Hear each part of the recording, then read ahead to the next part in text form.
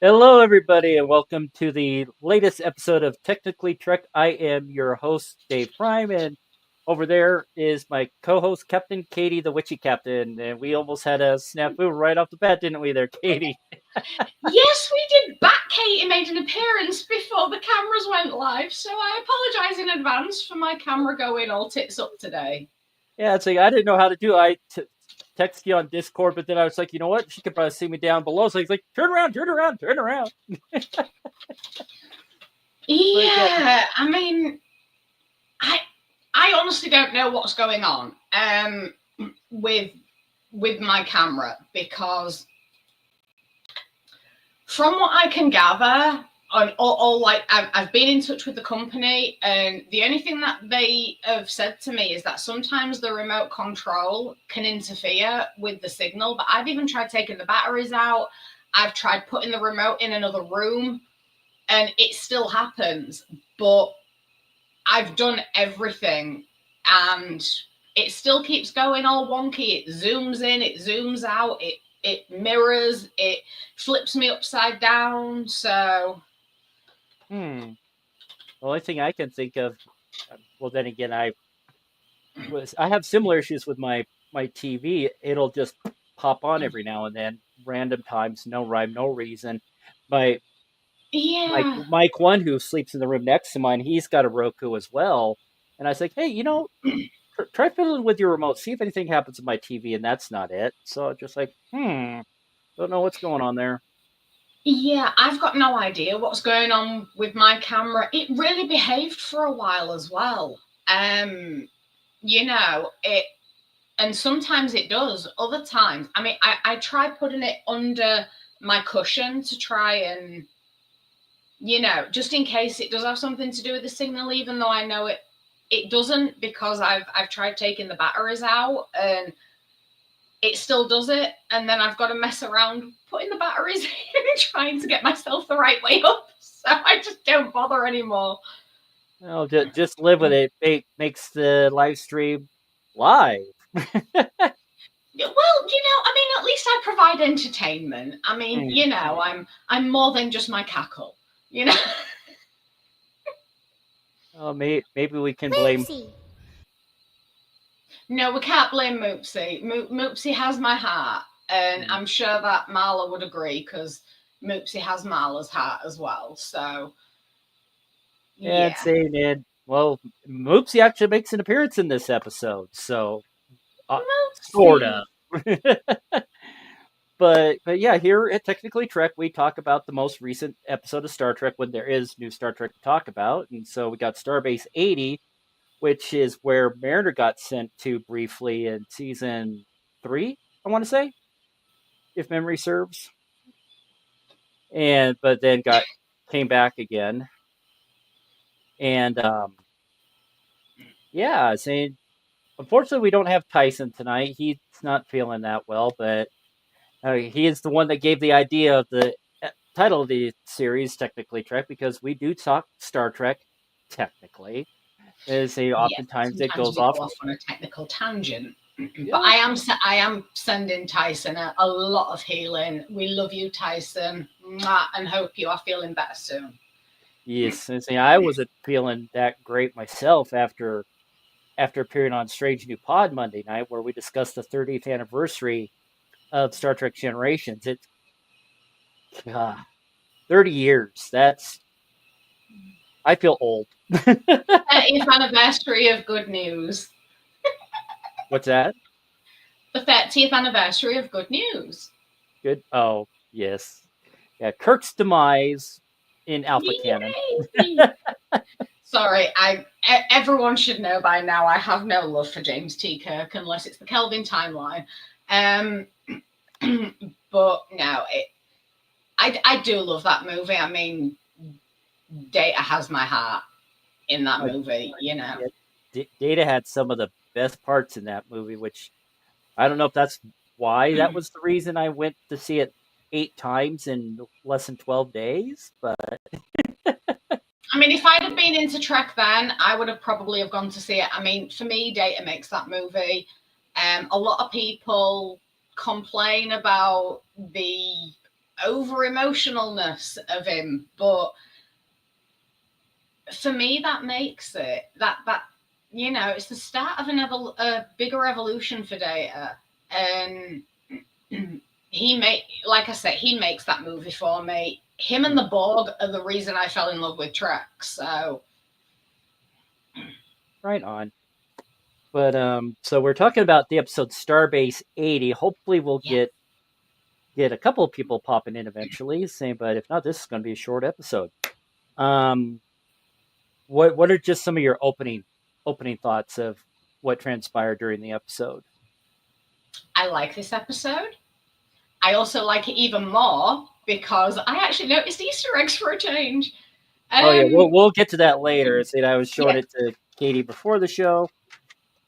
There's quite a few that I've noticed. yeah. You see, I did miss a couple of them,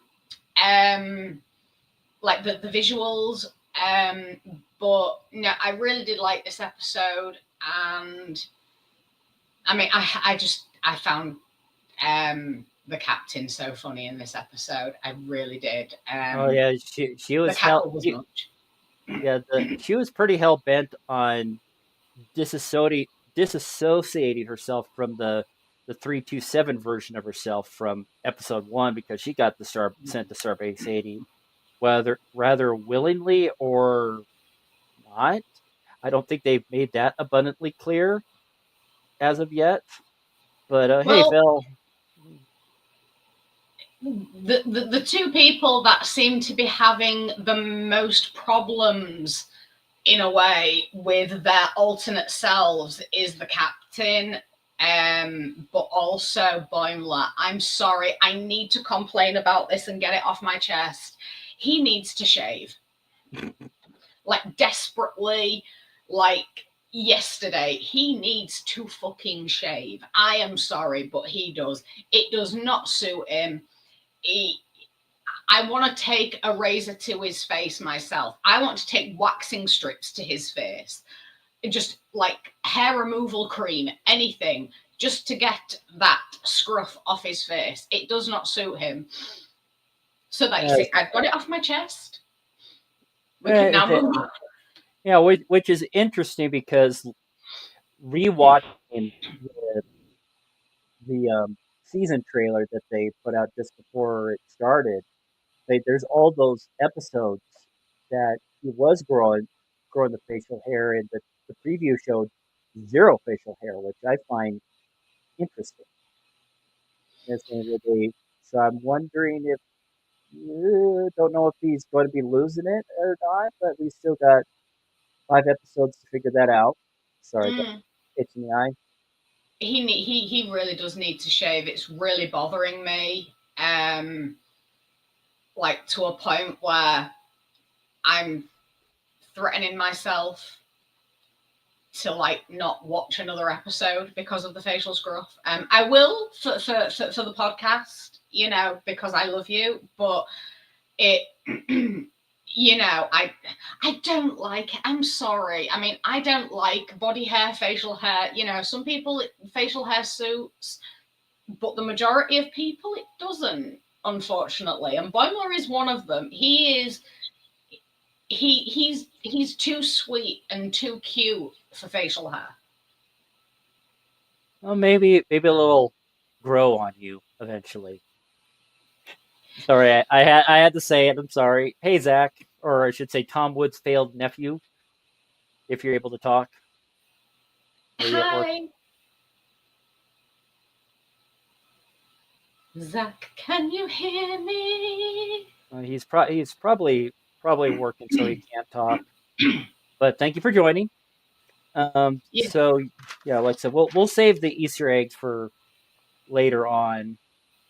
But right off the bat, we're seeing a lot more growth in Mariner. She's just actually enjoying herself, not having all that emotional baggage on her shoulders, and she actually had a great time on that away mission. While Boimler, God bless his soul, he just can't seem to get out of that wetsuit. Oh my god, I was laughing so much at that. that was just priceless. I could imagine myself being like that in a wetsuit. I really could. You see, this is why I love Boimler so much, because his like ditziness and like how accident prone he is, I you mean, know. And he fell down trying to take it off, so yeah. well, yeah, you know, I mean, I try getting my pajamas on and I can fall over, you know, and it's, you know, so I really empathize with Boimler. And, you know, I see a lot of myself in him, not the intelligence, of course, but I see a lot of myself in him. But, you know, I mean, this is also why I like Jar Jar. But, you know, we won't go there. Different franchise, different show. But Although, speaking of different franchise, different show, there's one thing I do want to bring up. Do you know I don't know if is it the opening credits? Yeah, in the opening credits, that planet at the end, the markings on that planet, it makes it look like the Death Star. I will have to look at that again. Because there's the planet, and yeah, it's got all wavy lines on and things. Hi, Philip. Hey. But that like the spot on it and like where it is, and it's just sitting there, you know, it reminded me of the Death Star, and I don't know why. Yeah, I'll have to watch that again.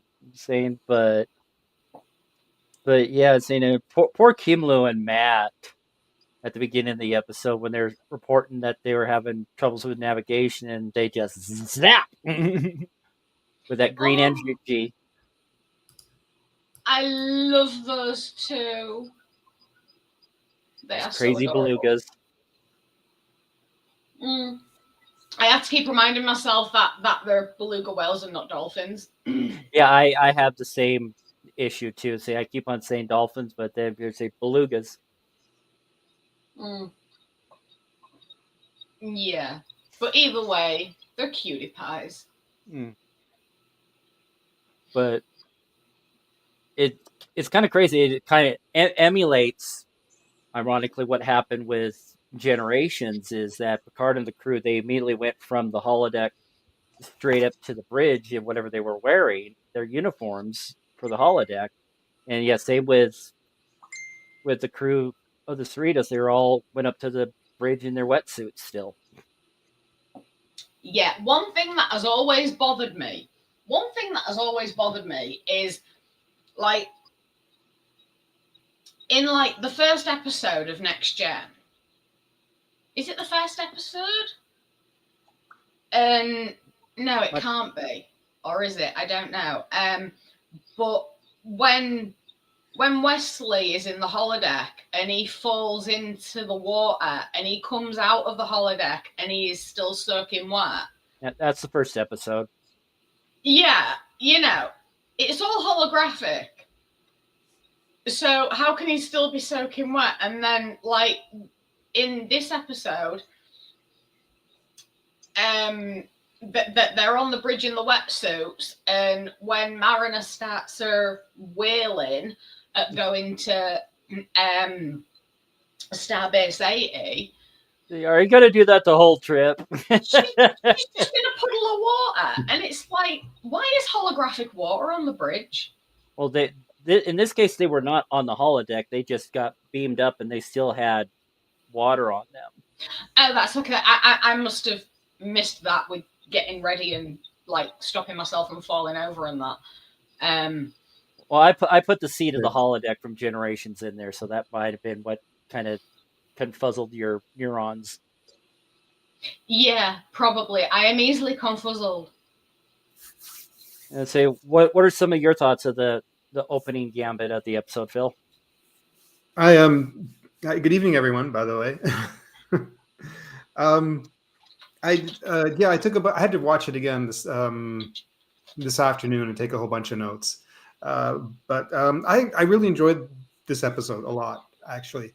So I was like, but the second time I watched it, I just started scrambling notes, trying to look for things in the background and whatnot. The was it beluga? You said they were beluga whales. I thought dolphins Mhm. at first too, right? Until the end, Yeah. somebody said whale or something, and then I thought, okay, they're the beluga whales. Like, sort of made me laugh.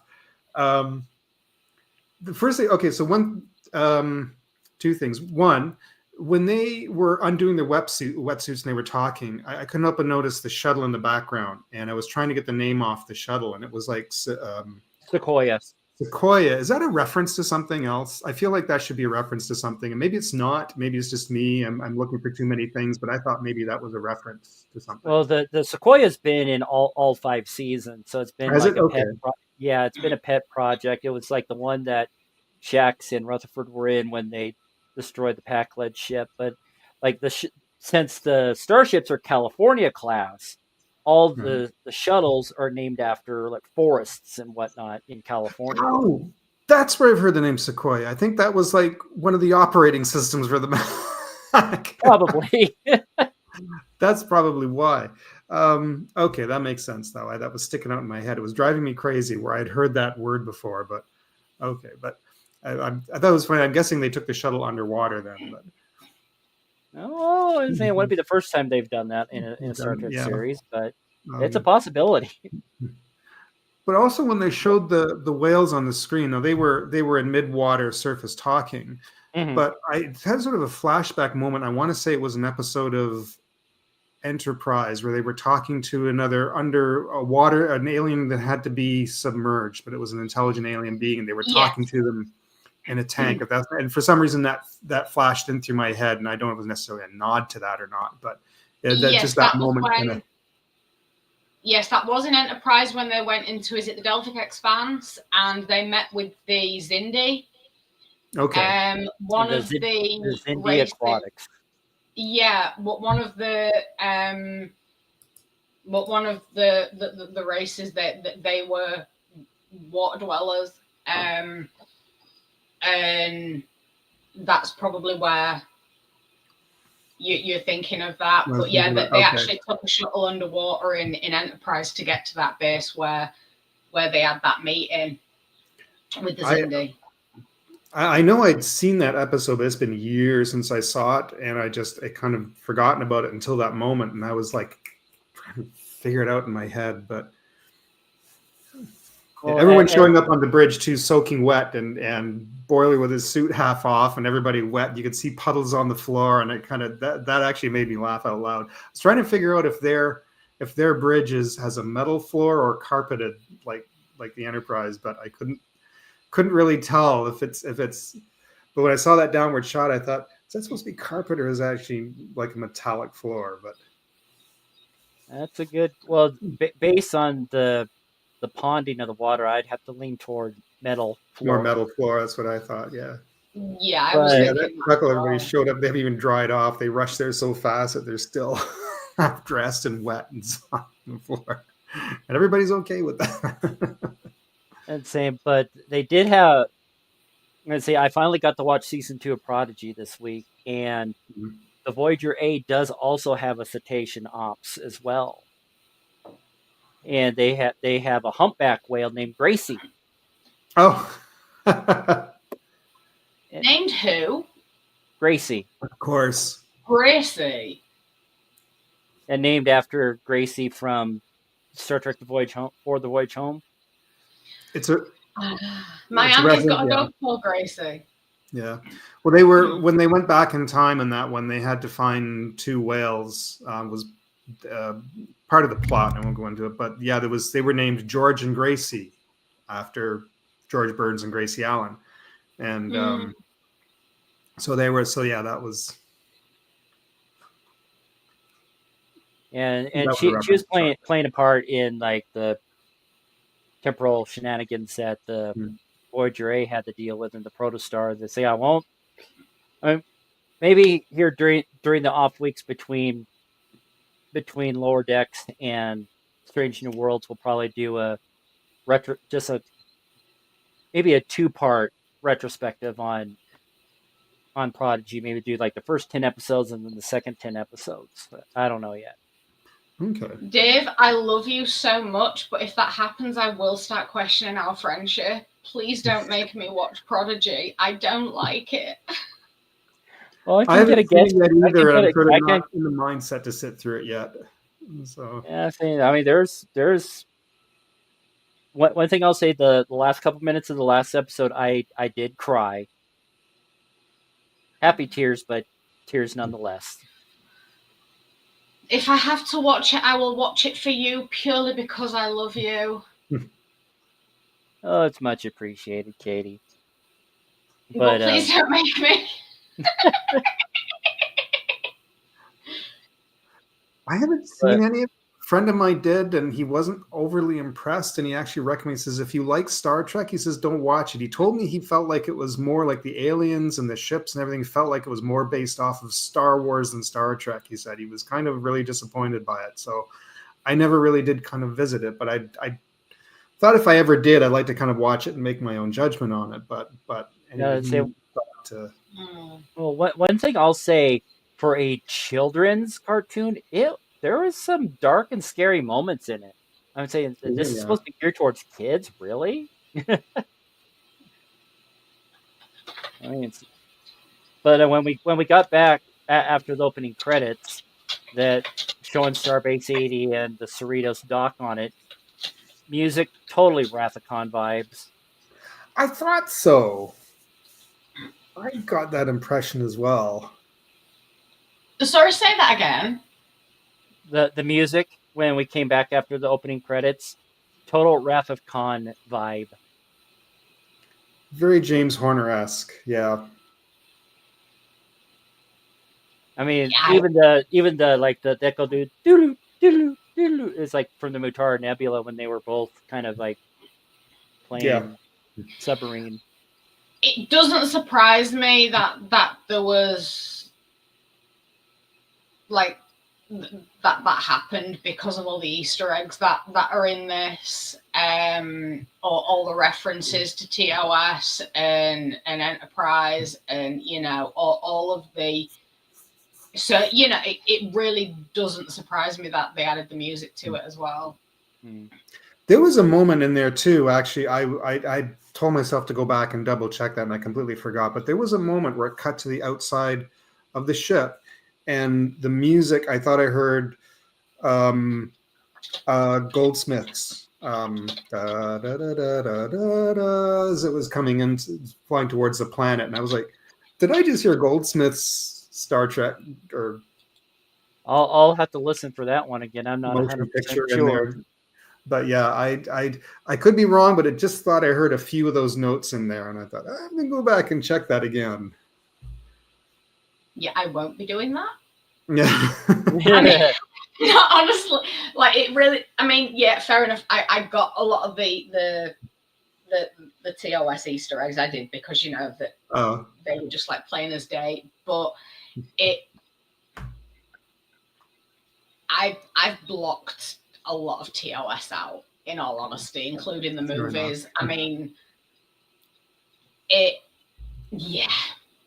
I'll run this quickly and then we'll leave it, because I was texting Dave earlier today and I asked him if he watched Unification, and I says, I don't know if you ever did go back and finish it or not, but we won't get into it. For Katie's sake, we won't go into Unification. I'll be totally honest, saying I couldn't get through it. It bored me. It is a little bit boring. I did sit through it because I knew it was only going to be 2 minutes, which it was. It wrapped up very quickly, but it felt a lot longer than 2 minutes for the one I was watching. It was nice to see Robin Curtis in there. It was. I don't know who that was behind her. I feel like that was somebody I should know, and I don't know who that was. I read about it. I think that supposedly was her and Spock's son. Oh, all right. That kind of makes sense then. Yes. Because it was written out of the script, but it's like when he was going through Pon Farr on the Genesis planet in Star Trek 3, they had sex. That's the baby. That's the kid they had. If you look at the start of Star Trek 4 at the very beginning, that's one of the reasons she stayed behind. And if you look at her, she was supposed to be technically pregnant, but yeah, they kind of eliminated that out. But yeah, that would make sense. But it was more frustrating the fact that there was no dialogue, and I understand that's the way they wanted to do it. But at the end, at the very last moments, you felt like there should have been a little bit of dialogue, like I was waiting for them to say something, and then it just kind of ended. So, but yeah, that was. I'm having extreme deja vu for some reason. It's yeah. Leave it at that. In a good way or a bad way? not in a good way, but not in a bad way. Just deja vu. I don't like it when this happens. It's like I've been in this moment before, and yeah. Yeah, but we'll go back to Lower Decks. Yeah, the way Mariner. I mean, she was trying anything and everything to not set foot on the base again, because obviously what happened didn't happen when she was there last time, and was just like, I fell in a hole on a starbase. I liked it. It was interesting when they showed the shot of the station or the starbase, and I thought a couple of things flew through my mind. That it looks like a giant oil refinery, but it's supposed to be this rusted thing, and I thought, does metal rust in space? I don't know, but I know the idea of the artist was to make it look like this thing had like no repairs, like nobody's done anything for what I guess is like a long time, considering they were using old panels that would have like the old sound effects and everything on there. So I thought, that thing's then got to be, unless they were installed in that station, but that thing's got to be at least 100 or more years old then. So it's they said, didn't they, that have not been updated since the 2260s. 2260, yes. Yeah, so that's a good 100. Say that'd be 120 odd years, and then I'm sure the base was there long before that. So the station's probably a good 150 years old. Yeah, thereabouts. But certain metals do rust in space, like iron, and I think even silver. That's good to know. Thanks, Zach. Barely hear you. Yeah, he's probably being surreptitious. Are you at work, man? Yeah, I'm at work. How rude! How dare you! How dare you be at work and not give us your undivided attention? I figured I'd be the Jamie of this. You only hear my voice after I look something up. And then with age and everything like that, the bar with the riding targ, the little targ ride, looked a lot like the bar from Station K7 from Trouble with Tribbles. I liked that. They should have that ride everywhere. It seemed a pretty docile ride from when Rutherford was on it, when he was all zombied out from the virus that they had. He's just like, I don't know if you wanted to kind of. Yeah, I mean, if I was to go on a tag ride, I would expect it to be more like a bucking bronco. I would expect it to be more like a buckaroo rather than something that really moved. Yeah, rather than just like something like for a child that'd be really good. But I mean, I'm a child. In my mind, sometimes my brain reverts back to 5-year-old me, and but I would still like her, especially if it's a targ ride. I would like it to be decent. There's the cackle.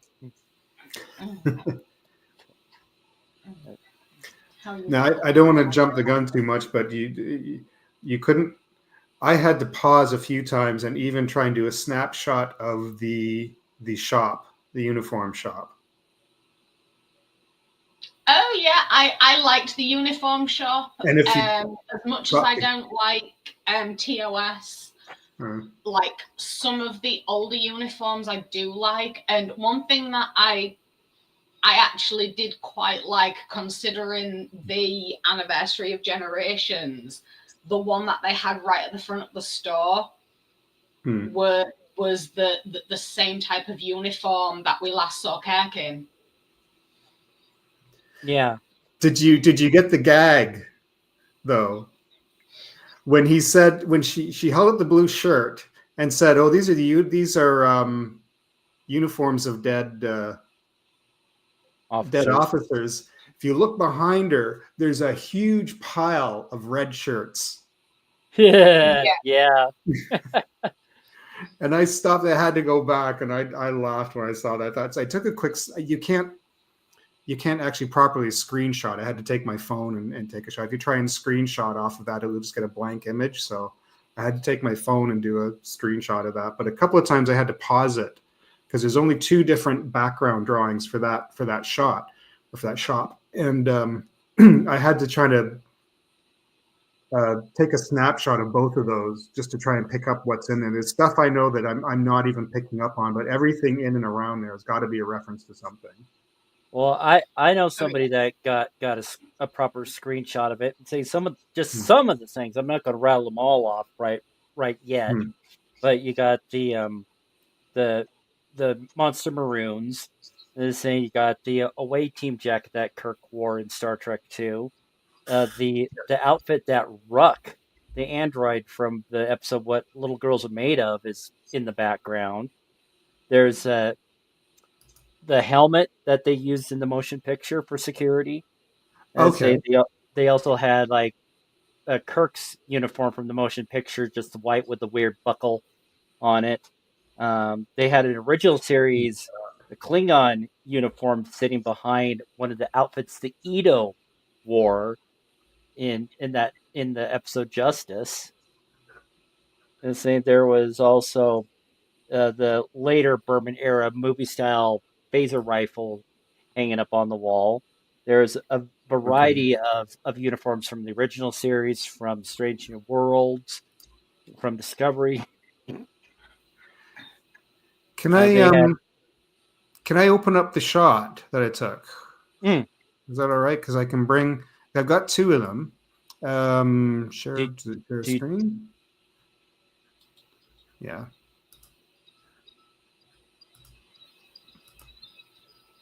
Oh, I have to do it in the same window. Damn it! I don't know why it does that. Let's try that. If it doesn't work on your end, you can shoot it off to me and I can put it up.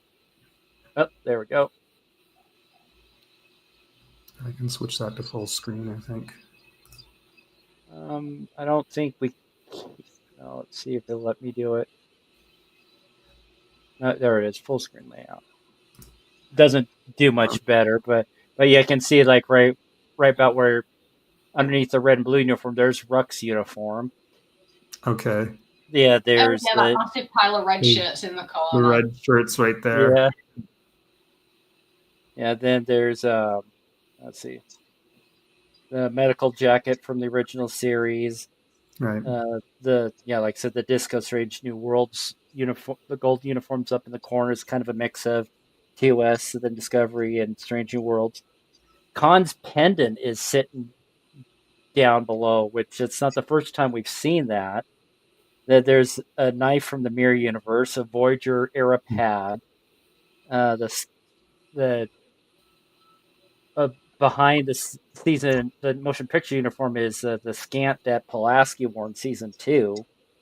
Oh wow! You got a good eye for this. Damn. Well, I can't take full credit for it. Then that little thing to the right below. Oh my god! Is that an outfit from Angel 1? The little X uniform. See, that's from Justice, that peaceful planet.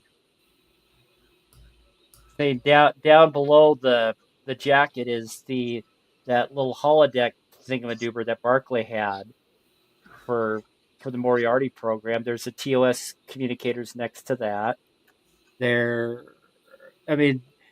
Down at the bottom there are the hats that Kirk and Spock wore in the episode of Piece of the Action. I was wondering if that was these. There's some other various pads up on the wall back there. Just one question. What's with that jacket behind Tindy's head? No, that's the one that the android Ruck wore in the original series episode. What little girls are made of. Yes, Played by Ted Cassidy. Lurch. that's where it's from. I knew I recognized that from somewhere, and it was driving me bonkers. But yeah, I do have the other. that outfit at the back next to that all-in-one white outfit, with the accent, it looks like the outfits that they wore in Angel 1. The which outfit? The one right at the back on the right-hand side of the picture. Behind the Klingon uniform there, where Yeah. no, that's the Ito outfit from Justice. It looks remarkably similar to the stuff that they wore on that planet where Wesley nearly got executed. That's Justice. That's the episode. Oh yeah, Angel 1's the planet. Okay. Yeah, Yeah. Angel 1's got all the women are in charge and guys are like not treated. Am I getting confused again? Yes. Oh crap! But yeah, that's what I meant. Yeah. Yeah, Angel 1 had Patricia McPherson from Knight Rider on that episode. Oh wow! Okay. Bonnie Barstow. Wow. Like I'm old enough to remember that show too. Let me go to the. Oops! No, that's not it. There. Yeah, there's the. That looks like Wesley's uniform. Yeah, no, it's got the TOS things on it. In fact, I was wondering if it behind, right at the back. Oh, right on the there. right-hand side, it looks very similar colours to Wesley's uniform. Yeah, a little bit, but yeah, there's the cylindrical tote thing behind Tendi in that one. This or. I was wondering if this, because of where the hole is here, if it was referencing a particular episode or not. Somebody had been shot in an episode, and maybe that was. That I do not know. Oh, you mean? But yeah, the tote. Right. The hard duffel bag. Right. Why does that box look familiar? Which box? Yeah, me too. This the one below. Yeah, that one. That one, I haven't been able to figure that one out yet. For some reason, it rings a bell. I don't know why.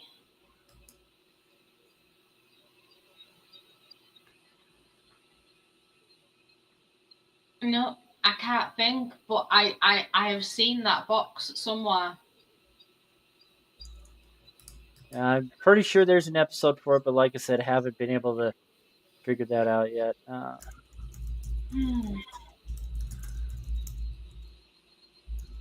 Oh, you would, Zach.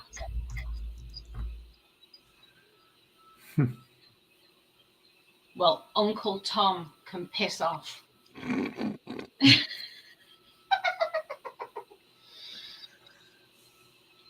Yeah, but like at the arcade, like some of the games at the arcade was like Whack-A-Doopler. And then the big one was probably the Bone Collector. Moopsie.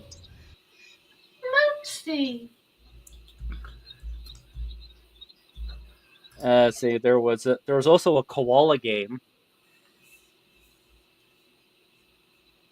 And let's see, those are the only. And then, of course, the ones I already mentioned, like the little Targ ride and the Parthas at the food court. Yeah, I noticed that. I actually noticed Easter eggs in this episode. I'm really proud of myself. I don't usually get them, but they were quite obvious, a lot of them. Yeah, I'm sure there was some I still missed. I'd probably have to watch it in to see if I missed any more. Of course. Well, one of the biggest ones for me was the decon chamber and the gel. Oh, that's the stuff. Yeah, because that's a major Easter egg for Enterprise. was wondering if And that was, yeah.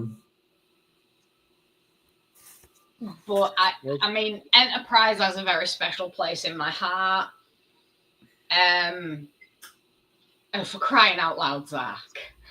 Well, as long as David doesn't like shoving his ding dong in the wrong hole on the Enterprise.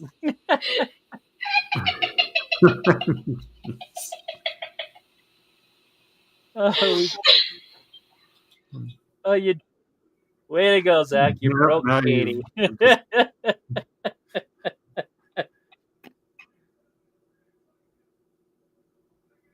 Yeah, but getting the Akamarians back, that was a nice little nod. Oh wow, like Katie's full blown broken. Oh,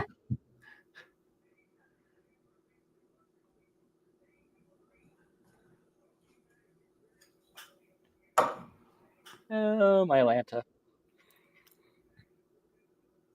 But wicked not only do donkey. we get the Akamarians, we get the Turkanans again too, which that was definitely not something I was expecting.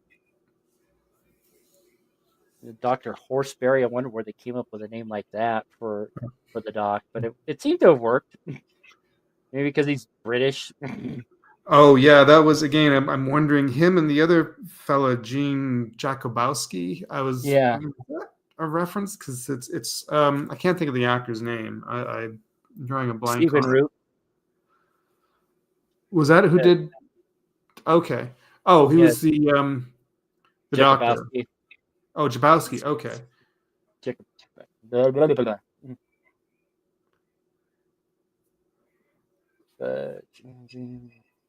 It was Let's look because at one of some them, the doctor was actually an Australian actor. interesting, and he played a Brit. He played. Well, it's just a slight tweak in the Yeah. accent. Whoops, that's not what I wanted. Let me see if I can bring up the names again.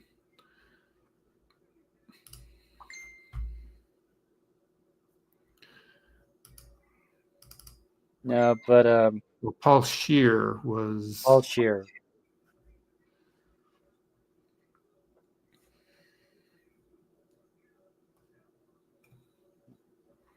Just looking at my notes. Yeah, the guy that here. did the voice for that doctor. I'm sorry, I'm still a little bit broken. The guy that did the voice for that doctor, he wasn't actually British, was he? He's Australian. I thought so. That wasn't a very good British accent. Oh. Yeah, you could tell something had to be tweaked in his voice. I can do a better British accent. I would hope so. No, sorry, I can do a better posh British accent. And I ain't posh.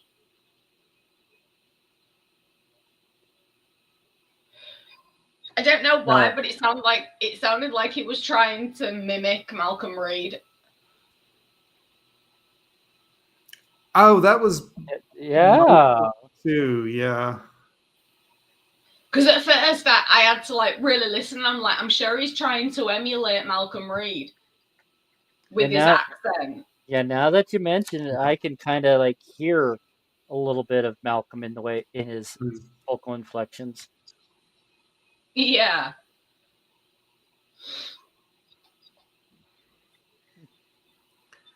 But did you guys also one thing that I did like, and it is a TOS reference, so you know, and I'm keeping my camera off because I can't say this with a straight face. One thing that I really do love is when Tindy presses the wall comm and the sound that it makes. Yeah. I like proper TOS. I really do love that. I had a friend of mine that bought. There's me complimenting TOS. A friend of mine years ago bought, and he bought it like it was a collector's kind of store, but he bought a, it wasn't original or anything, but it was, he bought like a a thing like that you can stick on your hull, and you can press it, and it'll make all the sounds. And Well, you know, I think I know exactly what you're talking about. yeah, you used to be able to buy stuff like that. He had like a tricorder and the phaser and everything else to have all these things from the series that. But he would buy things like that and put them up at his, he'd had it by his front door or something. When I was younger, a friend of mine was really into Star Trek. This is how I managed to watch a lot of TOS. He actually had a doorbell that when it rang, it actually made the com sound from TOS. Oh, And it was probably the only thing about TOS that I liked. yeah. And I didn't mind the communicators neither. I didn't mind those, but that's probably the only reason why I actually like that noise, because it always reminds me of my old friend. Yeah. And he really used to do my head in with TOS. He's probably one of the reasons I hate it so much, because he forced it upon me. Oh. Oops. Lost my notes. Oh no, when I say he forced it upon me, I threatened to leave when he put an episode of TOS on, and he sat me on the sofa on his lap, and he had me in a bear hug and forced me to watch it with him. Oh. Yeah. All I remember is that it was a Gorn episode. I think there's just one Gorn episode, so. Yeah, it was only the one.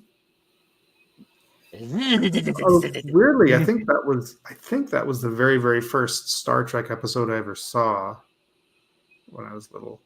I was really, really little. It was like in the early 70s.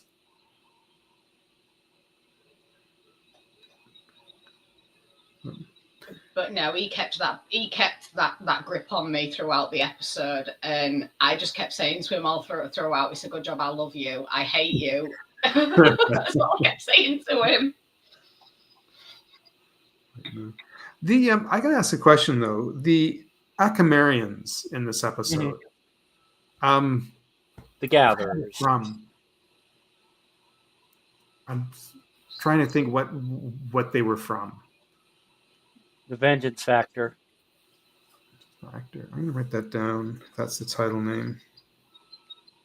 The third season episode, I want to say. Like late third season. Of Next Gen. Of Next Gen. Okay. Yeah. I know I'd seen them. I knew I'd seen them on Next Gen, and I don't know if they had been in any of the other series, but I know for sure they were Next Gen. Okay. I'll have to look for that then, just to. Yeah, season 3, episode 9. Why don't I remember them? I was racking my brain too. Why do I feel like I should absolutely know these, and I can't think of what it's. Saying the basis of that the Enterprise took in some Akamarians and brought the Sovereign and her assistant Yuta to talk to the leader of one of the factions of the Gatherers. And Riker was falling for Yuta, and he had to shoot and kill her as Picard just sits there motionless as Riker vaporizes her.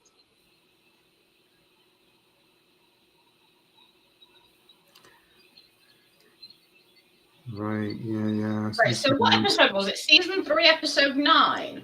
Yes.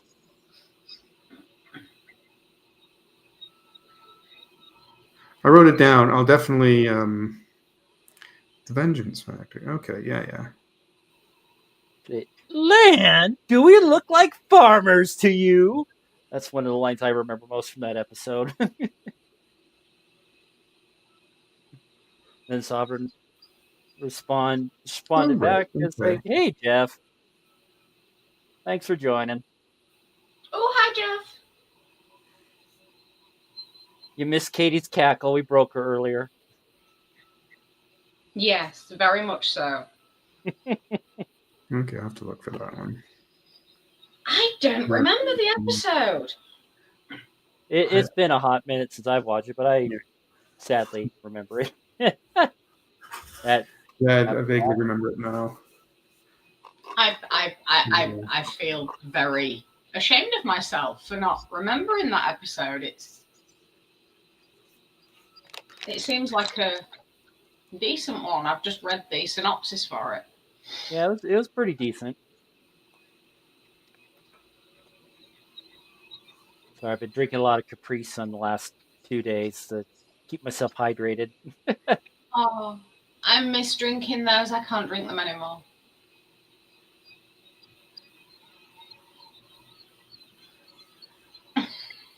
Please don't. Please don't. I had to mute myself. I had to take myself off camera. I was completely broken. So please, Jeff, do not rewatch, but just skip the cackle. I think it was about 40 minutes into the episode, roughly. Don't give people pointers. Please don't give people pointers. Sorry.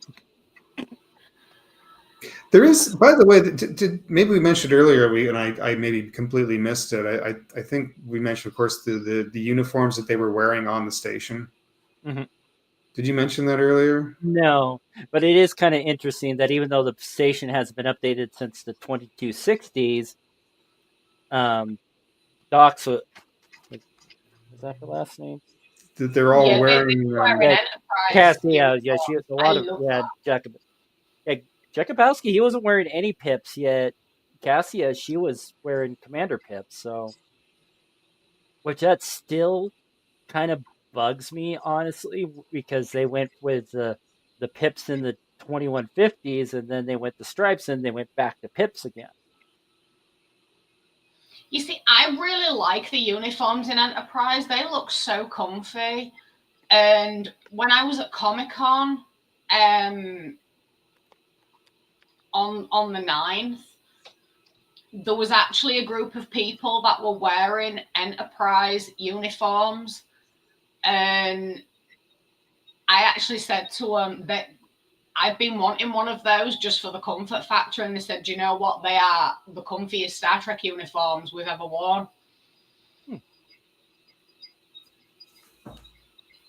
So yeah, I need to get me one of those just for the comfort factor, even though it's practically a onesie, and I don't really do onesies, but I've been told that they're very comfy, and for me, comfort is everything. So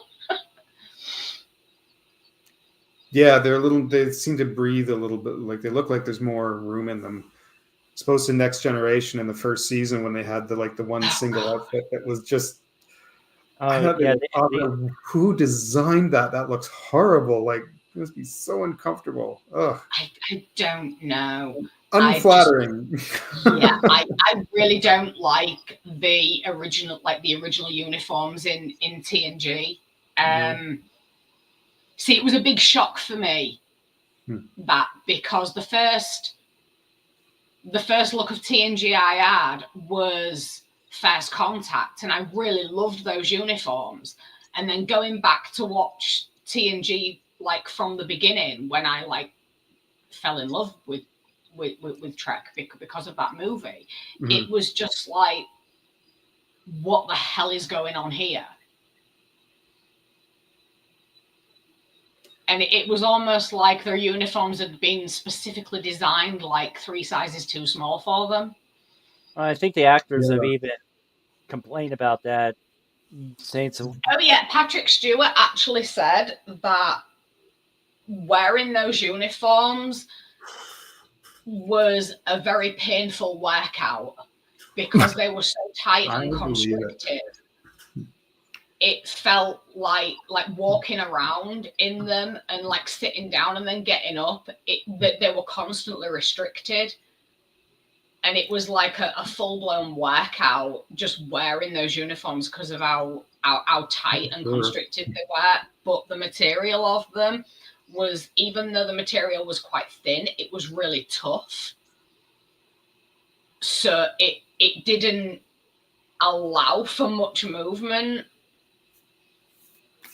But I then when thought they it went was to the uniforms, especially the cards, you know, I mean, I know that they all did it at some point, I think, but the like when they went across to the better uniforms, yes, they did.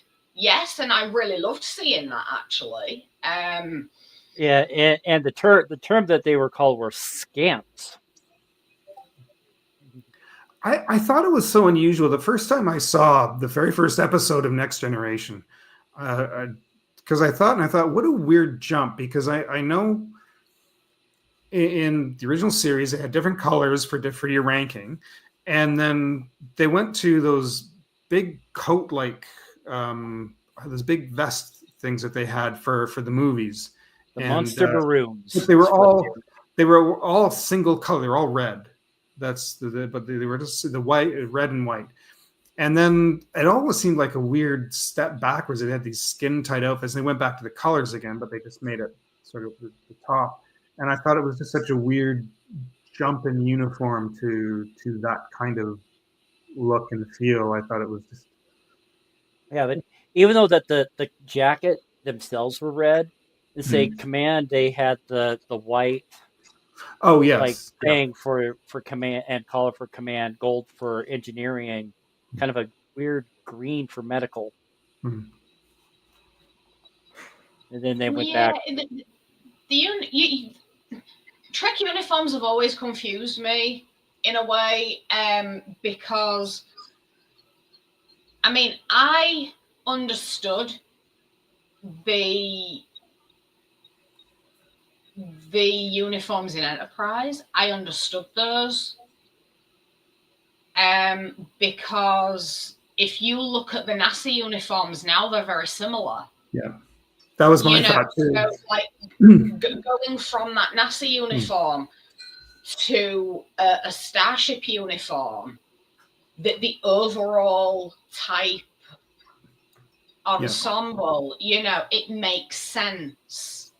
that was Just my like thought. It was just color evolutionary kind of. Yeah, and the color for, you know, like whether it be the gold, the red, it made perfect sense. But then when they went across to like going through the timeline, like chronologically, the jump from that uniform to, I mean, even the jump from that uniform to the Discovery Season 1 uniform, you know, that made more sense. That made sense to me as well, because it was like an updated kind of jump, but it was slightly different, a bit more modern, so to speak. right. But then going from that to like Strange New Worlds TNG type, TOS type uniforms, that confused me. That really did. And then going from there to the next gen uniform, it was almost like that. Even though TNG was way before Enterprise. Wait, after you mean? Yeah, after I do that all the time. I get my tenses mixed up all the time. I do I do that. apologize, people. It's yeah. You'll understand me eventually. Anybody that's watching, but that jump from even like Enterprise wasn't even a twinkle in anybody's eye then, but jumping from the TOS to the TNG, that confused me as well. But going from that first TNG uniform and then the evolution there, that made sense. Even when they got the black and grey uniforms with the coloured like undershirt, that made sense to me. But then, like,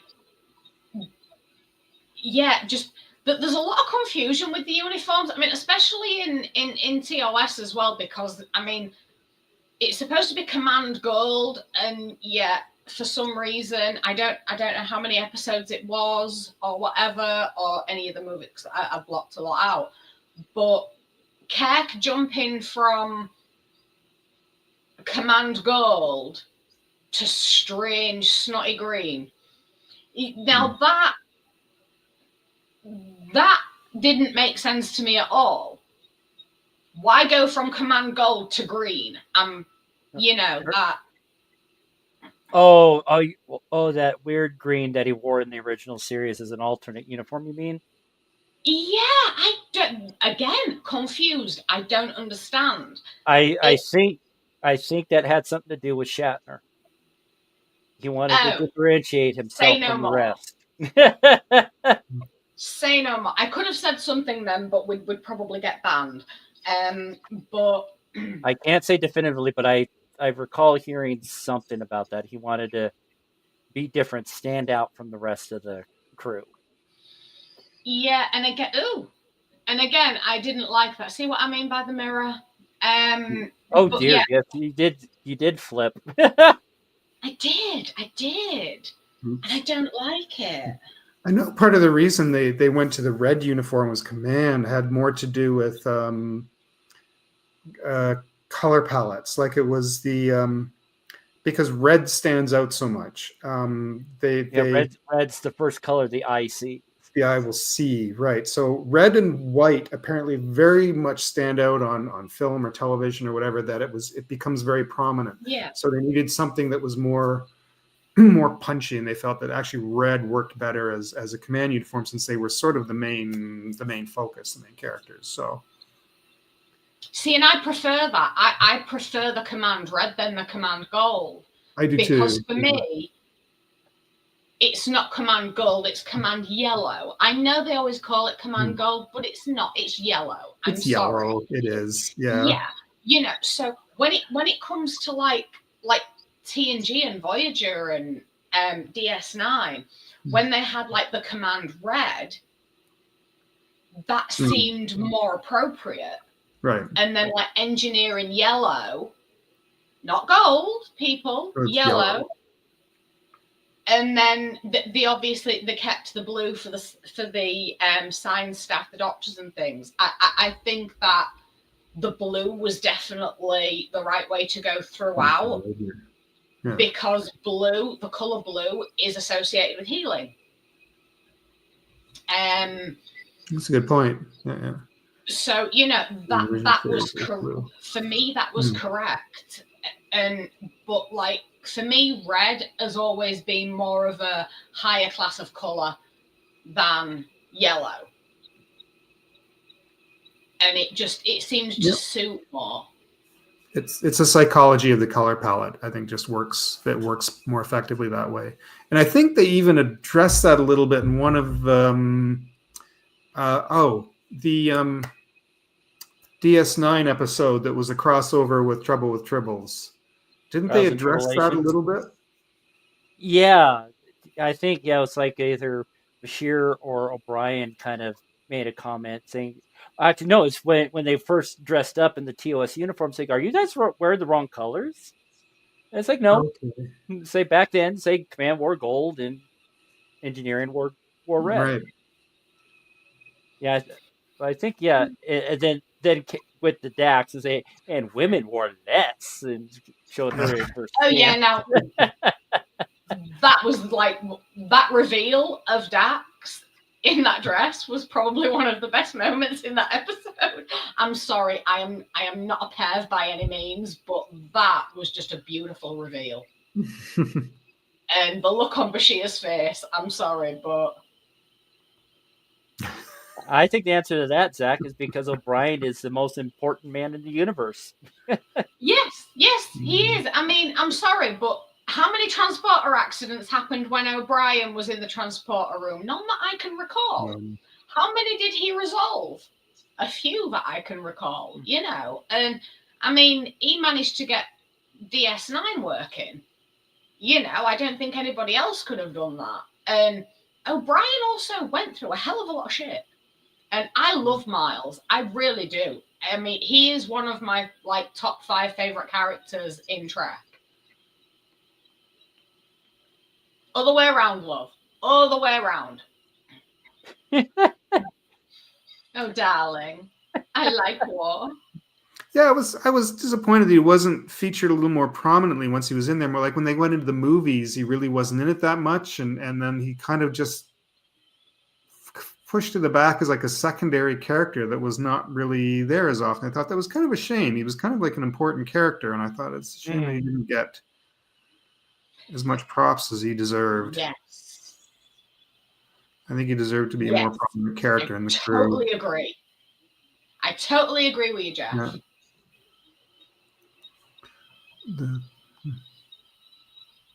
Yeah. Yeah, I'd have to concur with that. Yeah, say, not just because I'm in Colorado Springs. But well, no, I mean, let me say something about that first. The number of my Lyft passengers that have never even heard of Stargate SG-1 is astounding. I'm just like, I cannot be that old that these people haven't at least heard of the movie, let alone the TV series. I'm just like, good grief. No, I mean, I've always I've always loved SG-1, and I do love their uniforms as well, because they are a military organization and they wear combat ready clothes, you know, and but like that is perfectly understandable. But I mean, I don't know if Jeff would agree with me on this. Please let me know if you do. But what I was saying about the uniforms that they have in Enterprise, the transition from the NASA uniforms to those uniforms makes sense.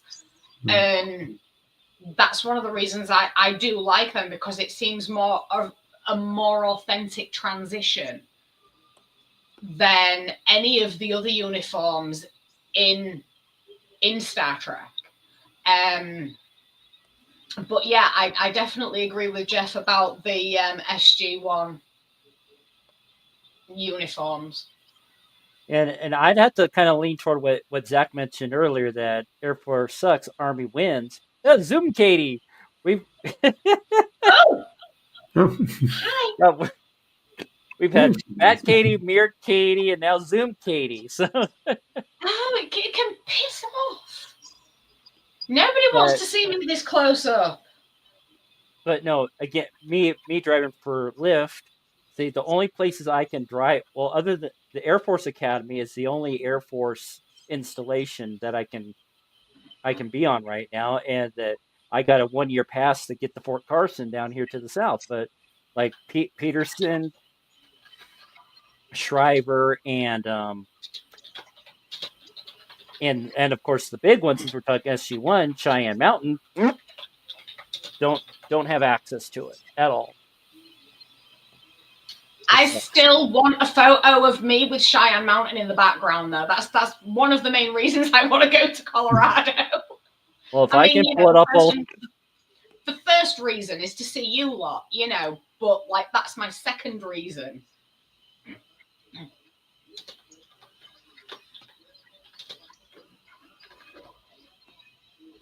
I'd have to say the same. I definitely agree with you, Zach. SG-1 is definitely a good show. I got all 10 seasons on DVD behind me there. But DS9 has definitely aged a lot better from when it first aired as well. I agree with Zach on that. And, you know, a Stargate convention is getting me down to London. So, you know, and I hate London. So, you know, I'm surprised. I'm surprised they've never had one here in the Springs that I'm aware of, at least. You'd think that would be like, yeah. Yeah.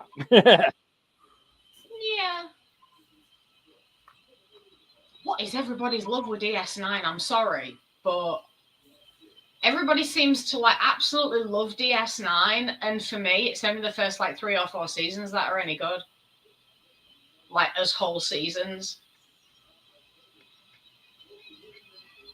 Sorry out there to all of you DS9 fans, but I'm a Voyager girl.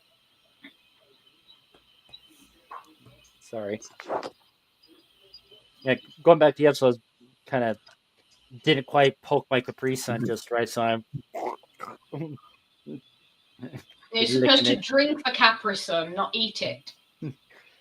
But no, it just kind of goes back on track with the episode when everyone from the Cerritos crew starts acting like whacked out zombies, licking carpets and walls, and just like everyone's wondering what the heck's going on. And Mariner's just like, it's a Starbase 80 curse, and Catie is just like, my staff is fine. It's you guys that are all acting whacked out. And then after, I guess it was the point when Boimler tried to use his combat and he started to wig out. That's when they started to make the realization, and then Mariner's little roundhouse kicked the Boimler's face, just like, sorry, Boimler. I thought that was a good moment. My notes back up. I lost my notes. Oh. Yeah, I agree with you, Jeff, and I don't know if that might Yes. be one reason for you to watch season 2 of Prodigy, Catie, but I mean, she plays a big role in season 2. I know that Janeway is a very integral part of Prodigy, but I couldn't gel with it. I actually, when I was watching it, I found it harder to watch than season 1 of Discovery, which is saying something, because it took me 3 months to watch season 1 of Discovery when it should have taken me like a day. And that's why I haven't bothered carried on watching it since it came onto Netflix. Because I'd have to watch it from the beginning to remember it, and it. Although I do miss Janeway, but if we're going to be doing a bloody Prodigy thing between Lower Decks and Strange New Worlds, then I'm going to have no choice but to bloody watch it, aren't I? It also kind of ties into Picard as well. You're gonna make me.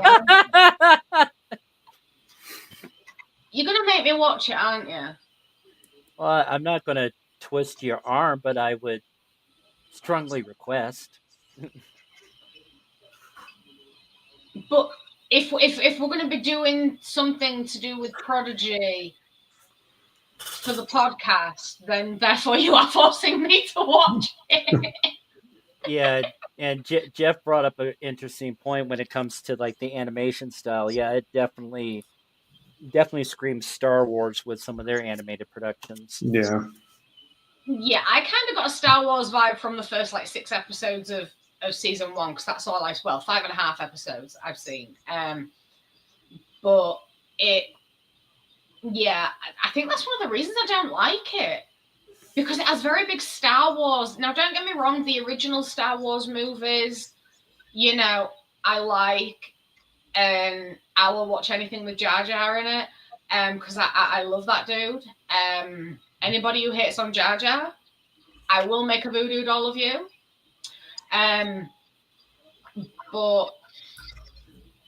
But now I think that's one of the reasons why I couldn't get along with Prodigy, because it had more of a new age Star Wars kind of theme to it, and I don't like the and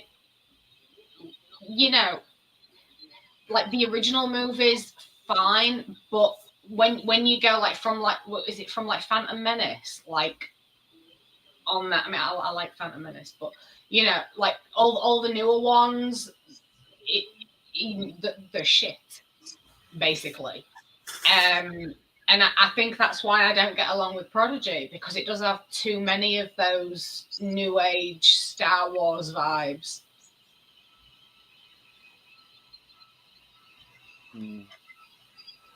But I love Dave.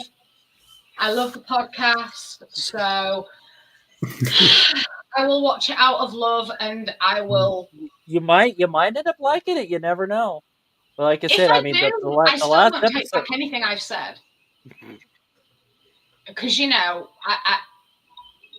going by what I've seen of it so far, I don't like it. There may be the odd moments that I will like it, although I'm hoping that one character doesn't survive, but apparently he does. So, yes, now I would have liked it if Yoda would have showed up, because Yoda is just the best.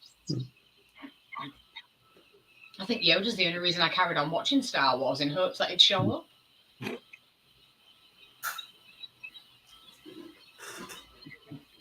But did you guys notice at one point one of the shots on Starbase 80 when things were going awry in the promenade?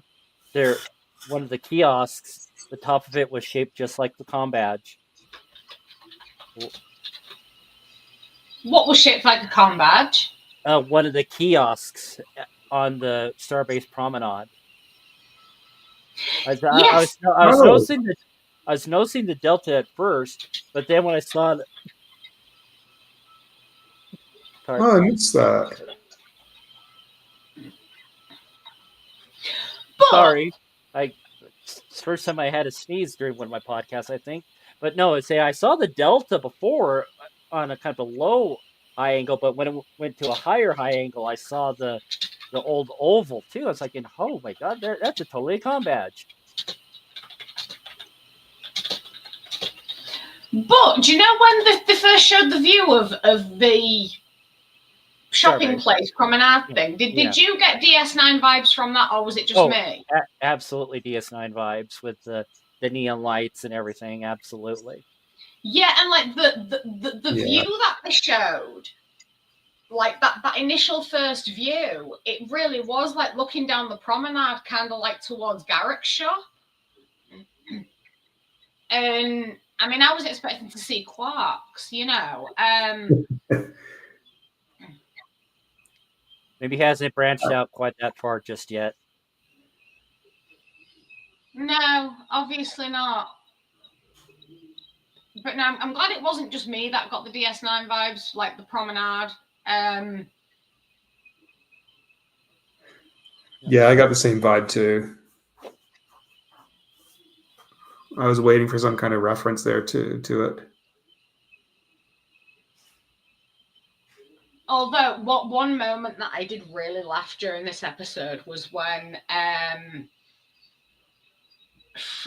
is Captain Freeman, isn't it? Yeah. Oh yeah, that's right. The dickhead first officer. Ransom, that's it. I really don't like that dude. But when they went into the turbo lift, yes, I love Garrick as well, darling. He's one of my favorites in DS9. Him and Julian, and obviously Miles. But when they went into the turbo lift and it took them to the wrong place, and then when they stepped out of it, it went to the arcade.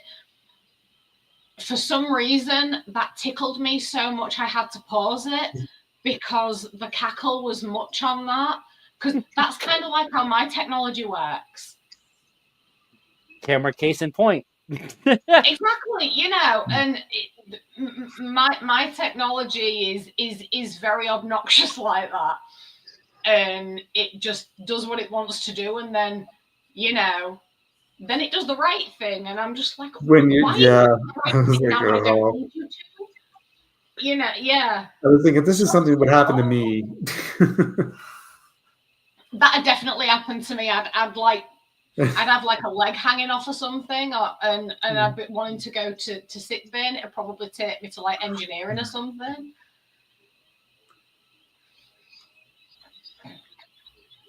Yeah, same. But with the episode when Mariner and the others get on the ship, it's like self-destruct activated, self-destruct deactivated. It just keeps on activating, deactivating. They get up to the bridge and Phillips is just like all over the console. Oh my god, the cackle was much. The cackle was much. I'm sorry, but that was so funny. And then when he came round at the end and he was tied up, and just like that look on his face, it was like, yeah. Then of course we got a living out of Mariner as well when he was screwing around with the doors.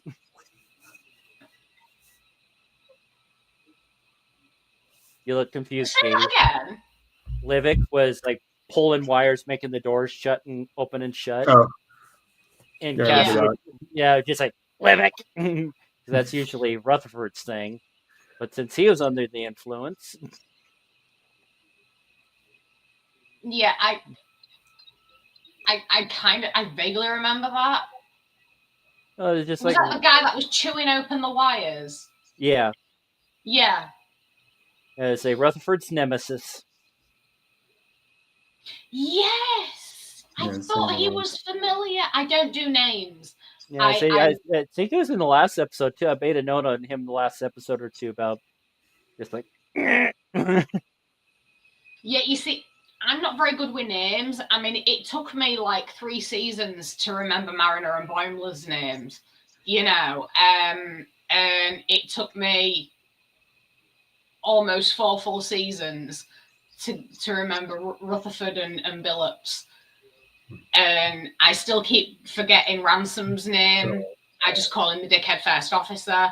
And for some reason, even though Captain Freeman, it's like her name's always in my head, I'm always like, is it Captain Freeman? And it's something I question. So yeah, names I'm not very good with. I usually give people nicknames. like the food warmer upper. That's when I forget the name of the microwave, darling. That's when it becomes the food warmer upper, or the tumble dryer becomes the clothes oven. I haven't heard you mention that one before yet. Oh, yeah. You see, fibro brain fog, it's like mix that with my extreme insomnia, and I come up with so many strange words. Yeah. But You see, I've called this the thing that sings to me when people want me, because I forgot that it was called a phone. Oh my. mm, And I have personalized ringtones for everyone, and then I have a general ringtone. All of them are click tight songs. And yeah, that's how addicted I am. Don't tell Manu.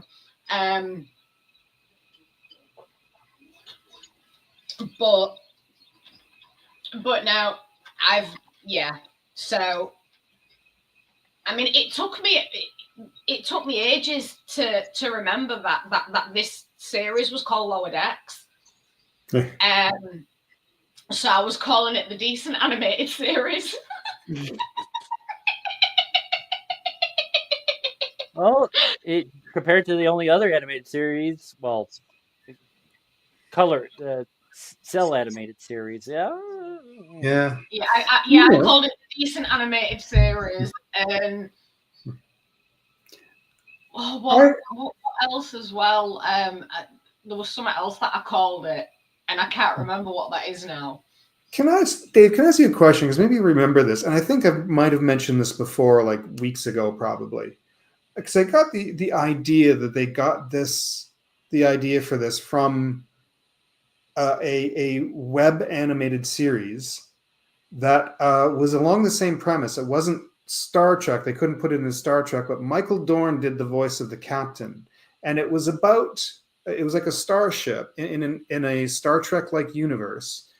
And these little mini episodes were about it was like The Others or something it was called, but it was about the people who worked down underneath, and it was like right down to the bottom crew. Some of them were like janitors and that on the starship, and so things would be going on up with the main bridge crew, but then it would cut down to what everybody else was doing underneath, whether they were drinking or what they were doing. But it was part of Icebox Animation, and they put out all these little shorts of all these different. They did Poker Dogs. They did Queer Duck. You might remember that. Oh my God! I've not heard of that in forever. Ages. Yeah, this is going back a long time. This is like early 2000s. But I remember watching all these things because I love Poker Dogs. I thought Poker Dogs was hilarious. And then I remember they did this little Star Trek knockoff about the other crew, the very bottom of the rung kind of crew that was like, some of them were janitors even, and they were just what they were doing and how what they did affected what was going on up above, but they didn't know, and it was very well written. Actually, I can't think of the name of it, but I could probably look at Icebox animation shows. I could see. Do you know what I'm talking about? Do you remember it at all? Not offhand, but I'm looking Yeah, I'm looking at online. Michael Dorn's IMDb at the minute.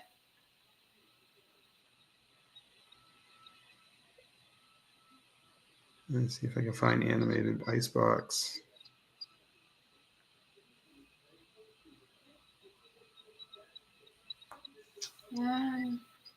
Although I'm going through Michael Dorn's IMDb, I need to watch Arrow again because I didn't know that he was in Arrow. Yeah, it looks like he wasn't credited for it though.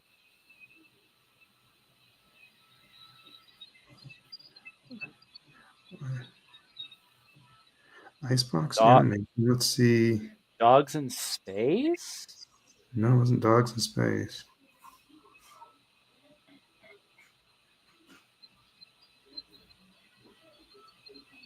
It wasn't Toonami Trapped in Hyperspace, was it? That doesn't ring a bell, but I have to see if I can spend a bit of time seeing if I can dig up some of the old. It was Mr. Wong, I think, was one of them. Oh. Didn't know he did one of the voices on the Lego Indiana Jones video game. That was like the only video game I've ever been able to do from start to finish. I didn't do all the get all the things done because I just kind of skipped through, but I made it from start to finish. Starship Regulars. Starship what? Starship Regulars. I'm not even seeing that on. And I wonder if let me have a look on YouTube and see if there's any.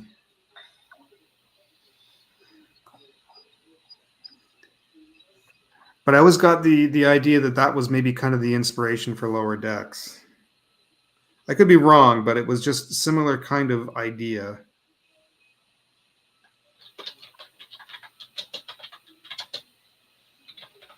Yeah, there it is. You can find them on YouTube. Punch in Starship Regulars, and it's.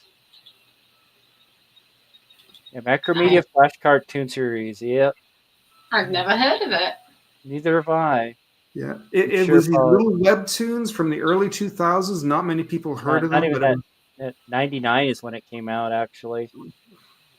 Yeah, I remember seeing them right around like 2001, 2002. Really early Flash animation and. Oh, good. Diedrich Bader did one of the voices. Oh, good grief. Mm-hmm.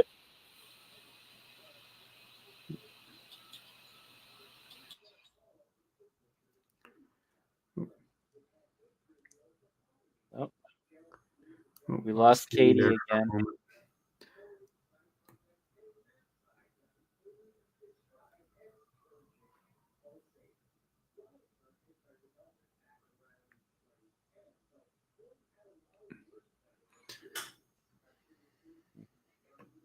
But did any of you get? Oh, go ahead. Oh, I was going to say I found it on YouTube, and it's actually still under Icebox on YouTube. And yeah, it's 11 years ago. It has them listed as being put up. Yeah, I got it on another tab, so I'll have to check that out later. Yeah, for sure. I'll bring them up after, but at least I know I found it now and I bookmarked it. I can find them later. Did any of you get Wolverine vibes off of Chad when he was just like he just did a script and he had like a whole bunch of corn dogs coming out of his hands to try and distract all the shit, yeah. He's just like whoop, whoop, whoop, whoop, whoop. Here's a corn dog, here's a corn dog. So I'd love to see Chad again because he did live he has been able to live this. Sorry. What was the? He stepped up. Yeah. Chad gets the dog another day. When Catie comes back, I just need to step out for about 2 minutes to use the little captain's room. But Nope. I'll wait till Catie comes back so you're not by yourself. Yeah, where did Catie go off to? Because I was busy looking for that. Check the private chat. Oh, she said back in a minute. Okay. Yeah, she said back in a minute. Okay. Okay. So when she comes back, we'll she might have to do the same thing.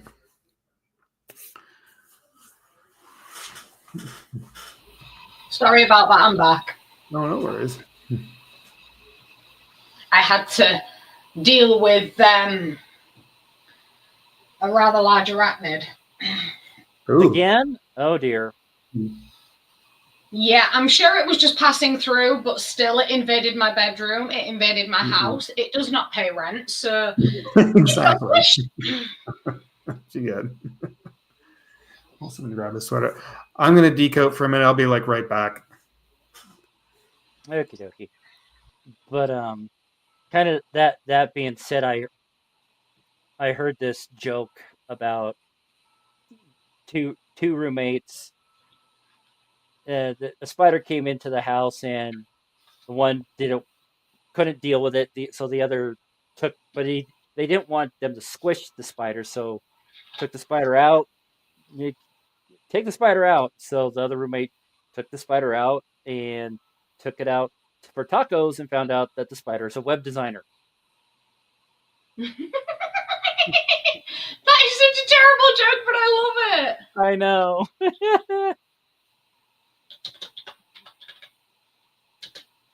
Yeah, we all enjoyed Boimler and Mariner going over to the Strange New Worlds universe as well, Jeff. Yep. I adore it. But okay, we'll wait Breaker? Sorry. that was probably one of the next to Data's little life form song in Generations. That's probably one of the other top like ad lib moments. Do you know what? I don't know why, but when I was watching Generations, when Data started doing the little life form song, for some reason I felt the need to post it to my Facebook status. And only Star Trek fans would know what that meant. Because literally all I put is within musical notes is life, literally what Data sings, and with no context whatsoever. So I'm sure that nearly everybody on my friends list on Facebook was just like, what the hell? Rather that, or they thought I was high on my medication. Probably. Yeah, those that don't watch the show or don't remember or never seen it. Say one of the individuals that before I was on Strange New Pod Monday night, we did a watch along of the movie. And saying so sometimes some people are a few seconds off. We just watch it. We make comments in Discord about it. And one of the people has never seen Generations until that night, which I thought was kind of great. Yeah, you see, I just love Star Trek. I'm sorry, but I really do. Yes, that would be me.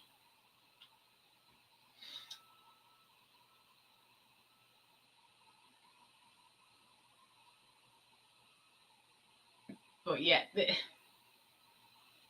we won't get into the spider topic though, Jeff. Yeah.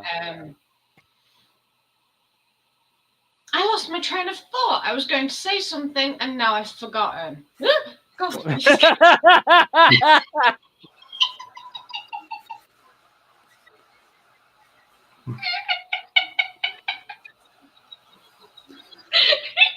I feel like I missed something. I just came in and it was.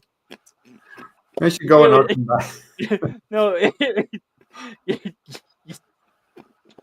Take 2 minutes. You took her by surprise. He was talking about missing something, then you just popped up again. Oh,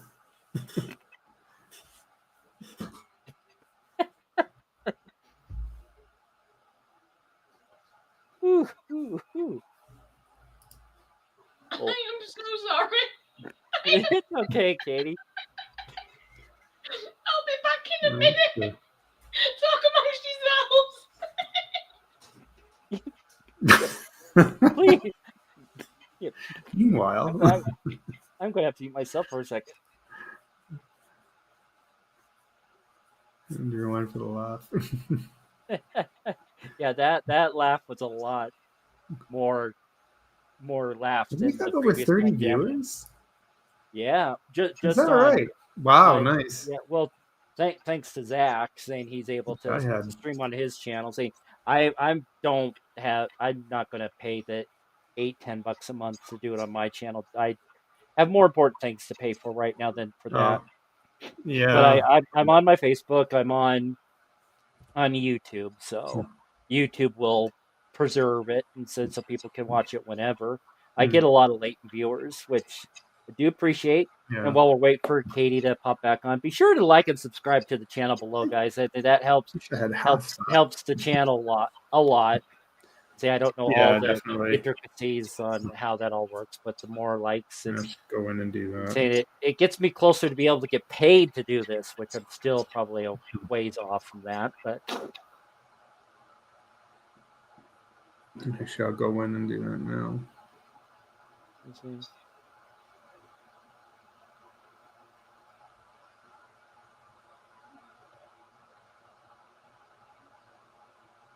Messages to this here.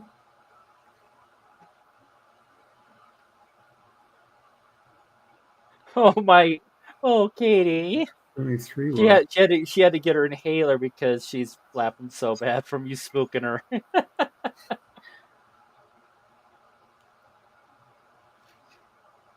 Too bad we didn't have a fade option for you, just slowly fade in, fade out instead of just popping in and out. It says 3 watching started an hour ago, but I don't see a total number of viewers. Well, saying YouTube's got one saying, X has got another saying.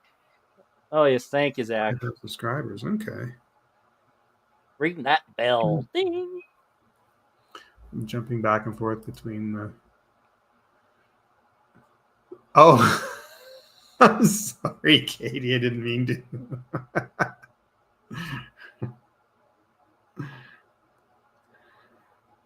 Catie's back. I am so sorry, people. I am so sorry. I've still got my inhaler in my hand because my chest is so tight now and my throat is killing me. But when Phil popped back up, I really wasn't expecting it. There was no warning or anything. There was no unmute of microphone first or anything. And for some reason, he made me jump. I saw it. I just like, ah! Yeah, and that just completely broke me. I am so sorry to all our viewers for that. It's bad enough me getting into a fit of cackles once during the show, let alone twice. But no, I am alive. Phil didn't kill me. That's good. Yeah, sorry about that. Here, 1 second.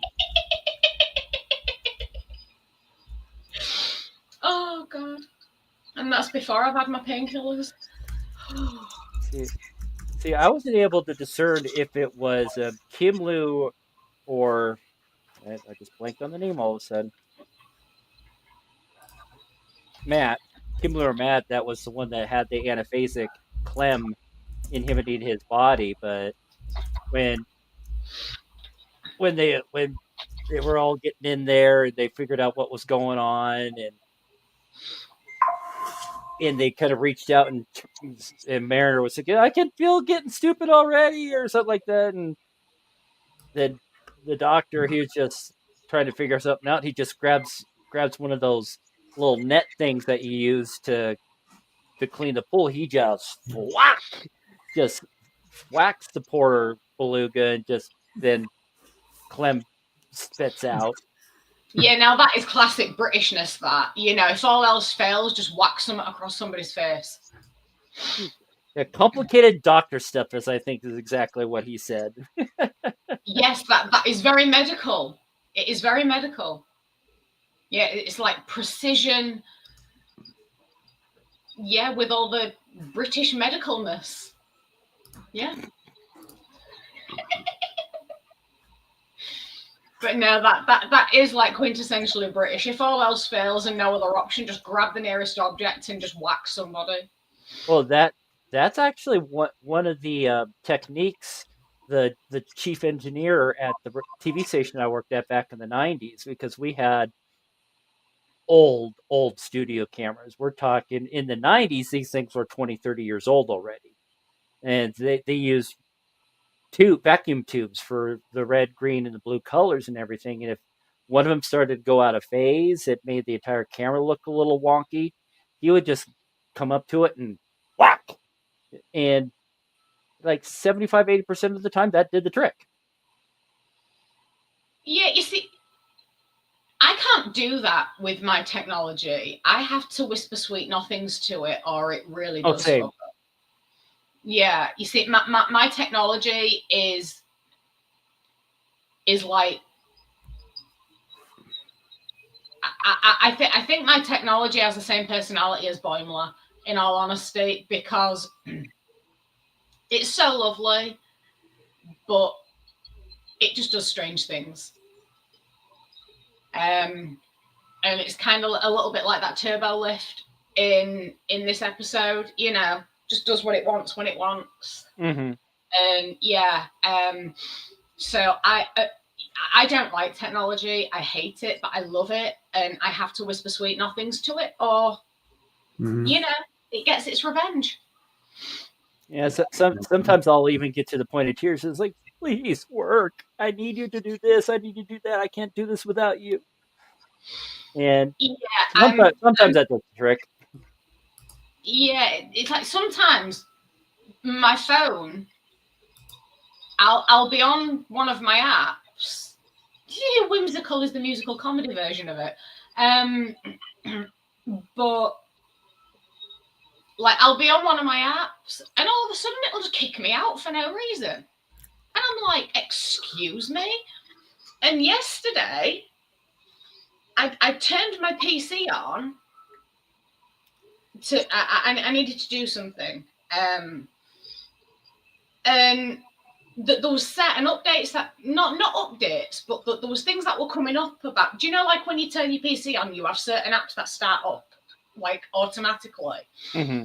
And it just randomly came up, so I thought, right, while it's here, I'll change it. And all of a sudden, I didn't even do one thing. I was about to click on something to stop it from starting up, and my PC restarted itself. Zach, my darling. Yeah, Zach. Big bad Zach. How you doing? What up, y'all? Same stuff, different day. Same stuff, different day. Exactly. Moopsie. No. Where's a Moopsie? Moopsie. Yeah, so I was able to snag an audio clip for it. I love Moopsie. I wish Marla was here.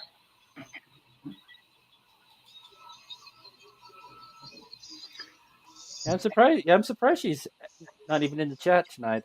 I'm sad.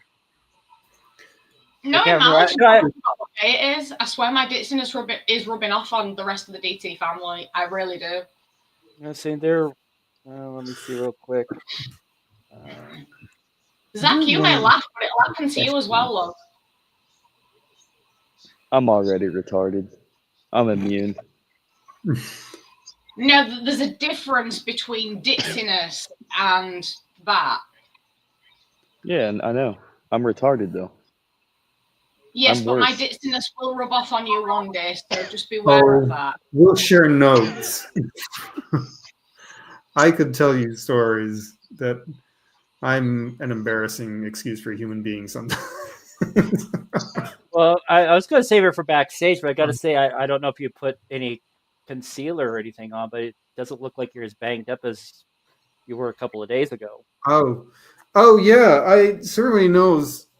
Thursday night, I face planted into the pavement, and my Oh no! whole Ooh. right side of the face looked like a peel and eat platter. I was a wreck. How I've gotten to this point within a week is a miracle. I can't explain it, but yeah, you can still see I have a bit of a shiner under here, and I had a scar come right down here. It's gone.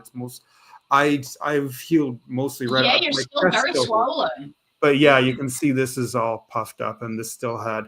But I was a wreck. It's fading. I was a mess. But It's fading away.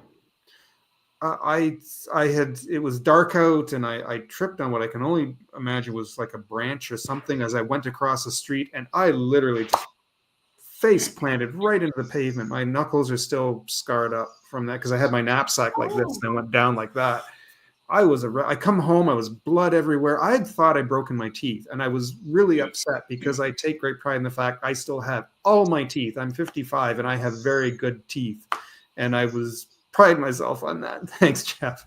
And I was scared I had lost a tooth, but thankfully I'm still preserved. I hit my jaw kind of hard and it was sore, but yeah, I saw that your cheek was swollen, but I was going to wait until after the show to ask you about it. But oh my God, I'm just so glad that you're okay, and I am sending you so much healing, darling. Oh, thank you. It's worked. You're looking better. You're looking better because I'm there, already bro. like, yeah, I'm amazed. I was.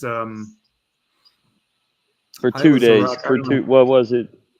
2 days ago? Or last week? How long was it? Oh, it was last Thursday. Oh, It's been well, almost a never week. mind. I thought you said it was like 2 or 3 days. Yeah. Regardless, though, I mean, after a week, I mean, And here's you the thing really that couldn't pissed me off tell. more than anything. I fell into the street, and as I'm scrambling, I was scrambling to get my ear pods. I didn't want to lose those. I already replaced them once, and I knew there was cars coming. I could see the lights coming up, and as I was starting to get my stuff, I could see them slow down, and I'm stumbling, getting out of the way, and the one just kind of drives around me. I'm like, didn't even roll down to like they could obviously see in their headlights. I had just completely face planted into the street, and they didn't even. I was expecting somebody to say like, "Oh my God, are you okay?" or anything. No, they just two cars drove right around me and drove by. Like, And Yeah, this Karma will get them. people is why, I mean, present company accepted, of course, but this is why I cannot stand humans. yeah. This is I why, agree. if and when There's good When ones out there. when we just have an a- alien invasion, I will Yeah. fill out the human race in a heartbeat. Mhm. Minus, maybe a dozen people, 2 dozen people. On Other the than phone, that, call I up will your fill out friends, the say, human listen. I hate to break it to you, but the aliens are here. They've been here.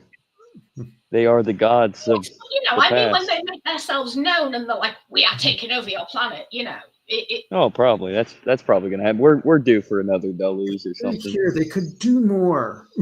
Do more. yes. And, Step minus, up. like, PC Jesus. family and, See what's like, going literally on. about 2 members of my own, like, blood family and a couple of friends across here, I will sell out the rest of the human race in a freaking heartbeat and say, Yeah. take them. They're Hey, horrible people.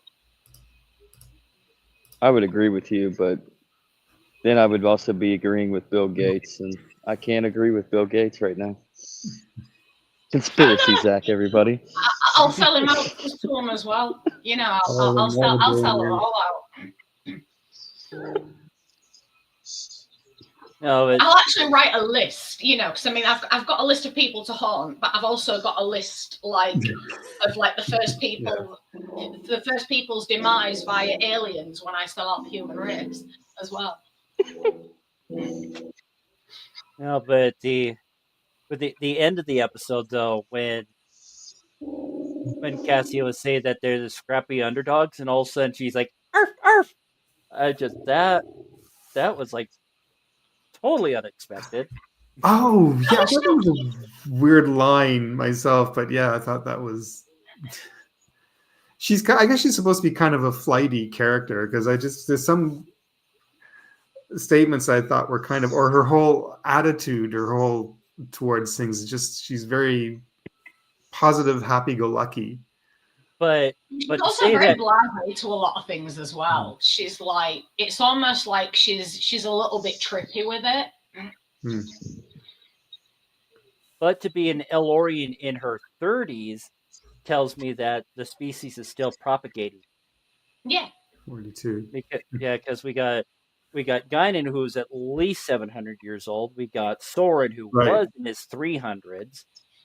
Never did get a temperature on Martis's age from DS9, that one episode. So it's nice to see that they're still having babies.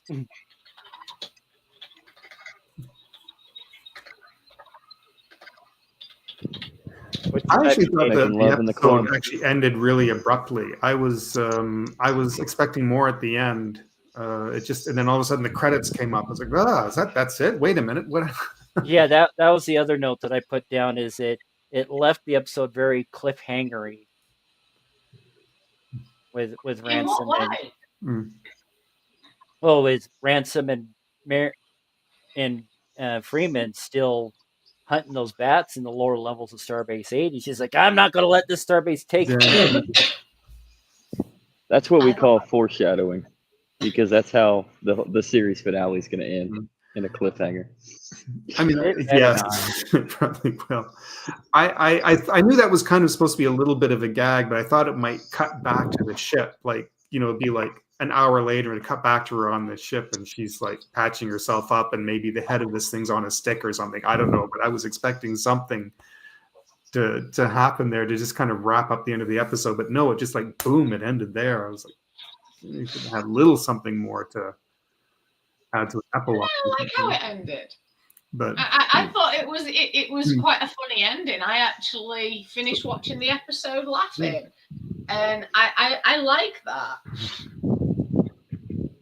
I guess it was just it was a funny moment, but I guess just in my head I was watching the episode and I didn't expect the credits to pop up at that moment. It was just I thought there was going to be maybe a couple of minutes more, but I still really enjoyed the episode overall. The way that it did, because it left it on like a humorous note, and it did leave you wondering, like, oh my god, what happened? You know, but at the same time, it was just like it leaves it to your imagination as to what happens. And sometimes I like that because it wasn't exactly like a cliffhanger, so to speak, but it was more of, I think you can imagine what happens next. Moment, yeah.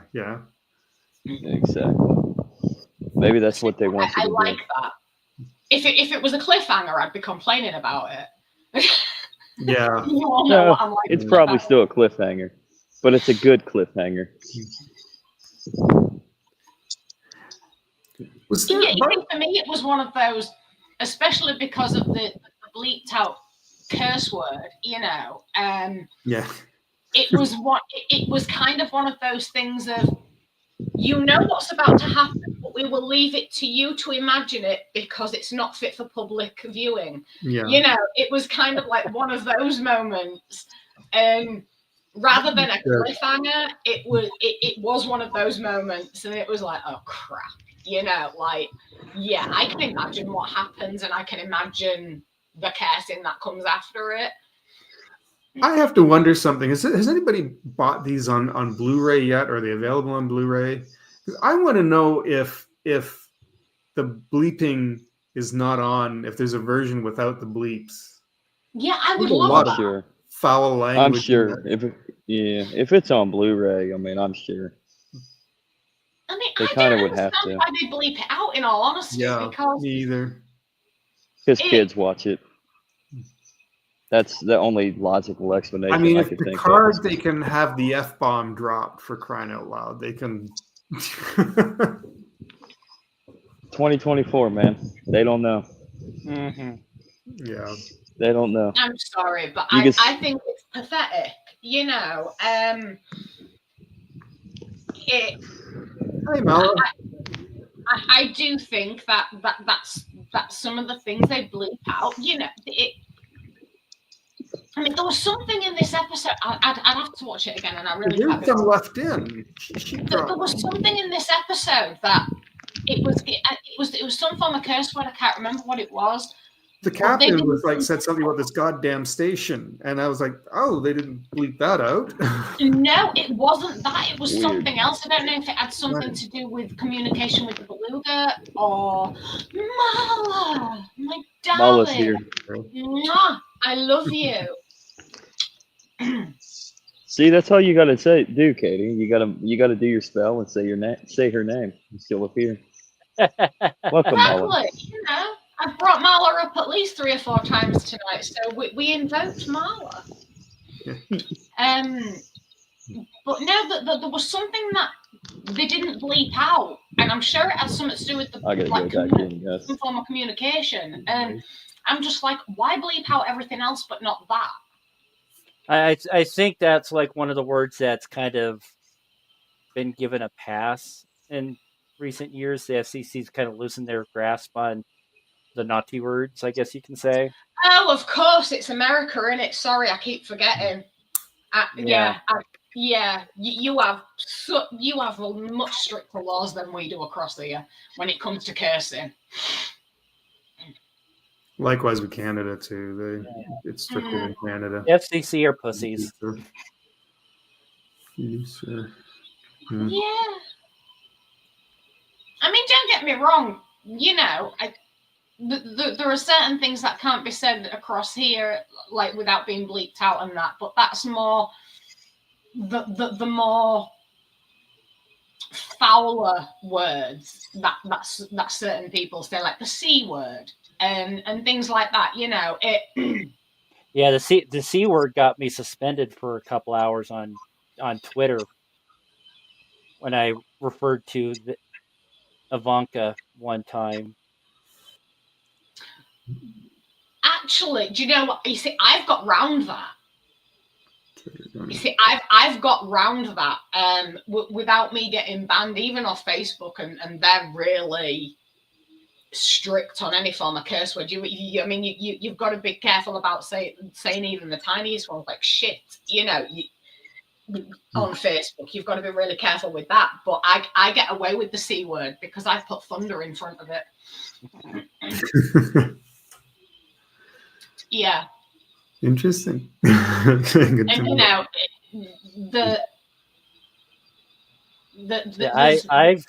I've used that on occasion. Raging thunder.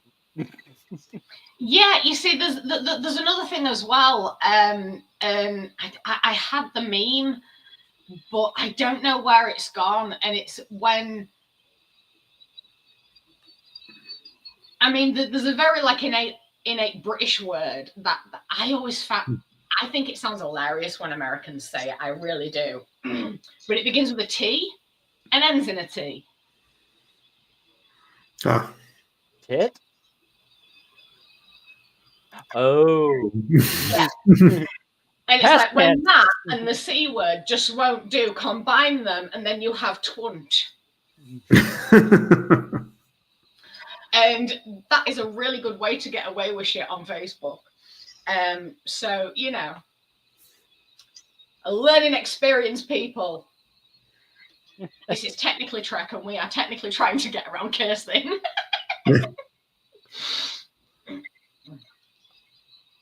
But yeah, technically we are at the end of the episode, unless there's like any parting thoughts, moments that any of you have think was funny, hilarious, poignant that we didn't discuss already. I think I covered everything that I jotted down. I did want to ask one little thing, Dave, because you said there was, as far as Easter eggs, you said there was something that referenced the Calvin timeline, and yes, one of the hats that was on the shelf below around Tendy's feet was like the dress uniform hat that Kirk and Spock wore in Into Darkness. Oh, all right, okay. Yeah. I'll have to look at that. I do like the Kelvin timeline. It's the only version of Kirk I can stand so far.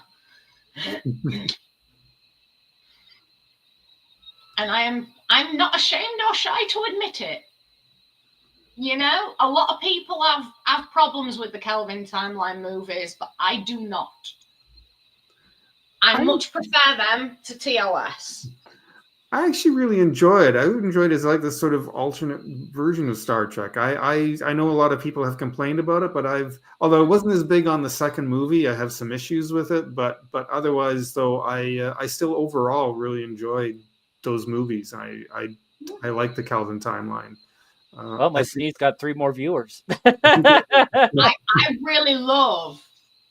It's sad that we won't have Chekhov back, but but otherwise, it is. You know, I mean, I actually really liked all the actors that portrayed those characters. I mean, Zachary was handpicked by Leonard Nimoy, and he really does justice to Spock.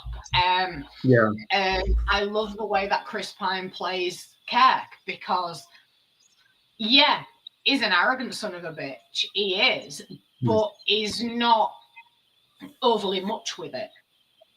You actually see him as a person rather than just, you know, someone who thinks he's all this, that, and the other, and he's the big man. And, you know, it's a controlled form of arrogance, and he adds fun to the character as well, which I never thought Shatner did.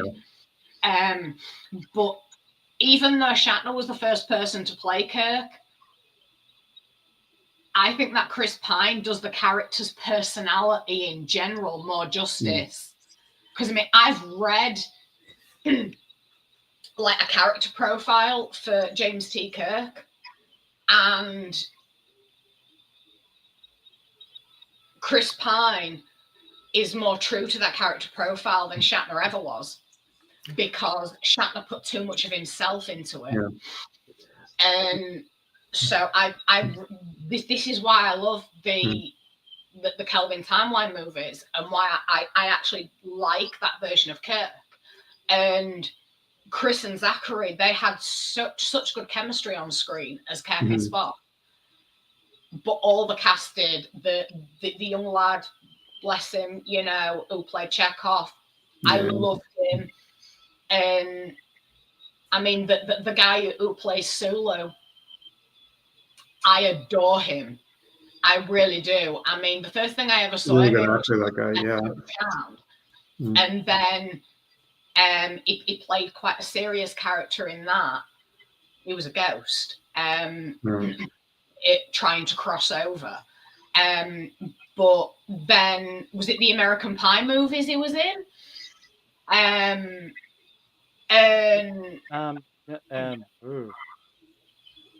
Yeah, I'm sure it was the American Pie movies. Yes, it was, because he was the one that had a crush on what's his name's mother. Oh God, what's his name? Is it John Cho? Yeah. Was he is such a good comedy actor, but he can be serious as well. And I loved him as Sulu. And I think he did the character of Sulu justice. They all did. I did look at sure. Yeah, I did not realize that was him. What was it? The White Castle. He did those comedies. Harold and Kumar Go to White Castle. Harold and Kumar. Yeah. This was trying. And you know, he is such a versatile actor. And I mean, if you watch him in like American Pie and all his comedy roles, and then you watch him in like that one episode of Charmed in season 1, and then watch him as Sulu, you know, it shows his versatility, and I love that in an actor. You know, I really do. There's that Catie again. Wait, she's in Australia now. There we go. I knew something was going to happen because my focus kept going in and out. But no, I really do.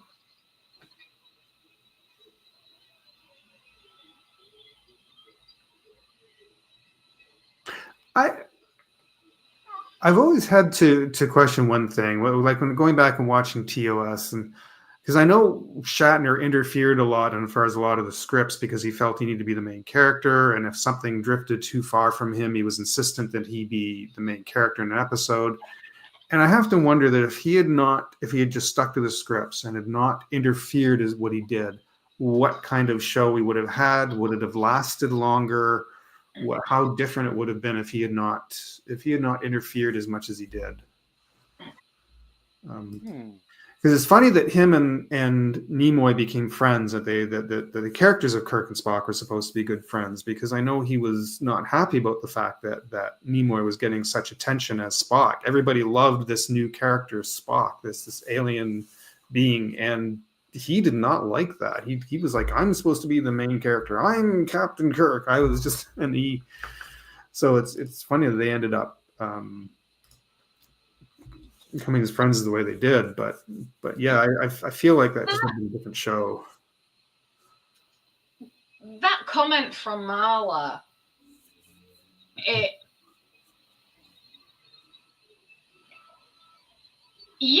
that one. There was a hell of a lot more equality in TNG than there was in TOS.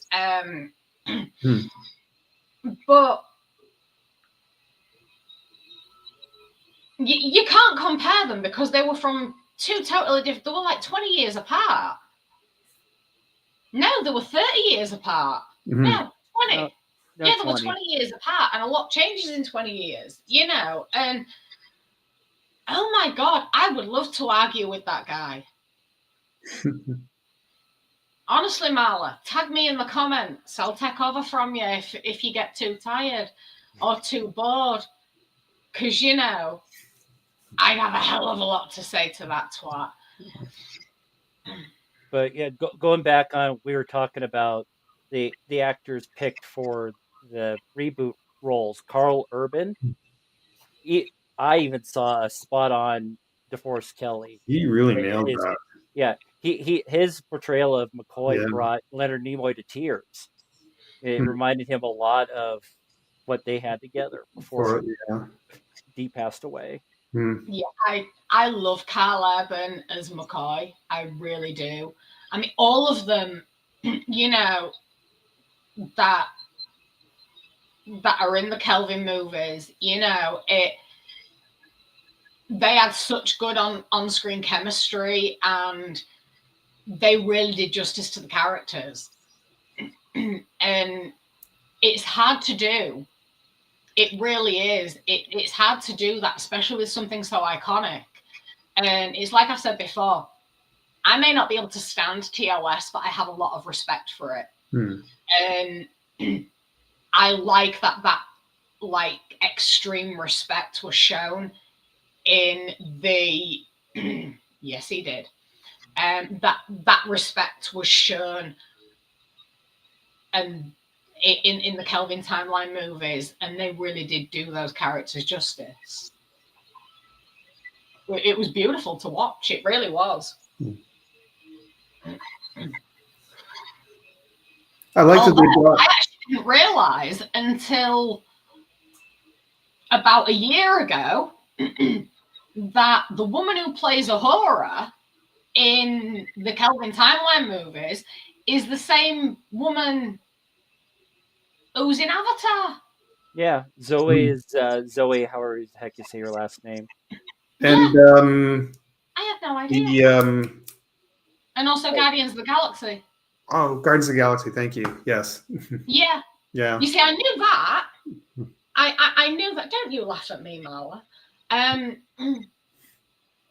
no, you're giving me the thumbs up for the twat on Twitter. Yes, I love you. But yeah, I obviously know, like Guardians of the Galaxy. It's easy to see that it's Zoe. But in Avatar, I mean, Avatar was the first thing I saw her in, and I'm just like, I had no idea until like last year that it's the same actress, and I'm just holy crap. I like that all the actors in that brought their own while they wanted to pay homage to the original crew and honor what they did, and at the same time bring their own personality and their own take on the character as well, taking the script and how they would portray this character, and but keeping it in line with what the original had established. They did a really nice balance of that, I thought, anyways. Mm-hmm. But as well, Even Simon Pegg did a good job. I love in Star Trek Beyond, Mm-hmm. when they announced Ambassador Spock's death, Mm-hmm. and because of the death of Leonard Nimoy, and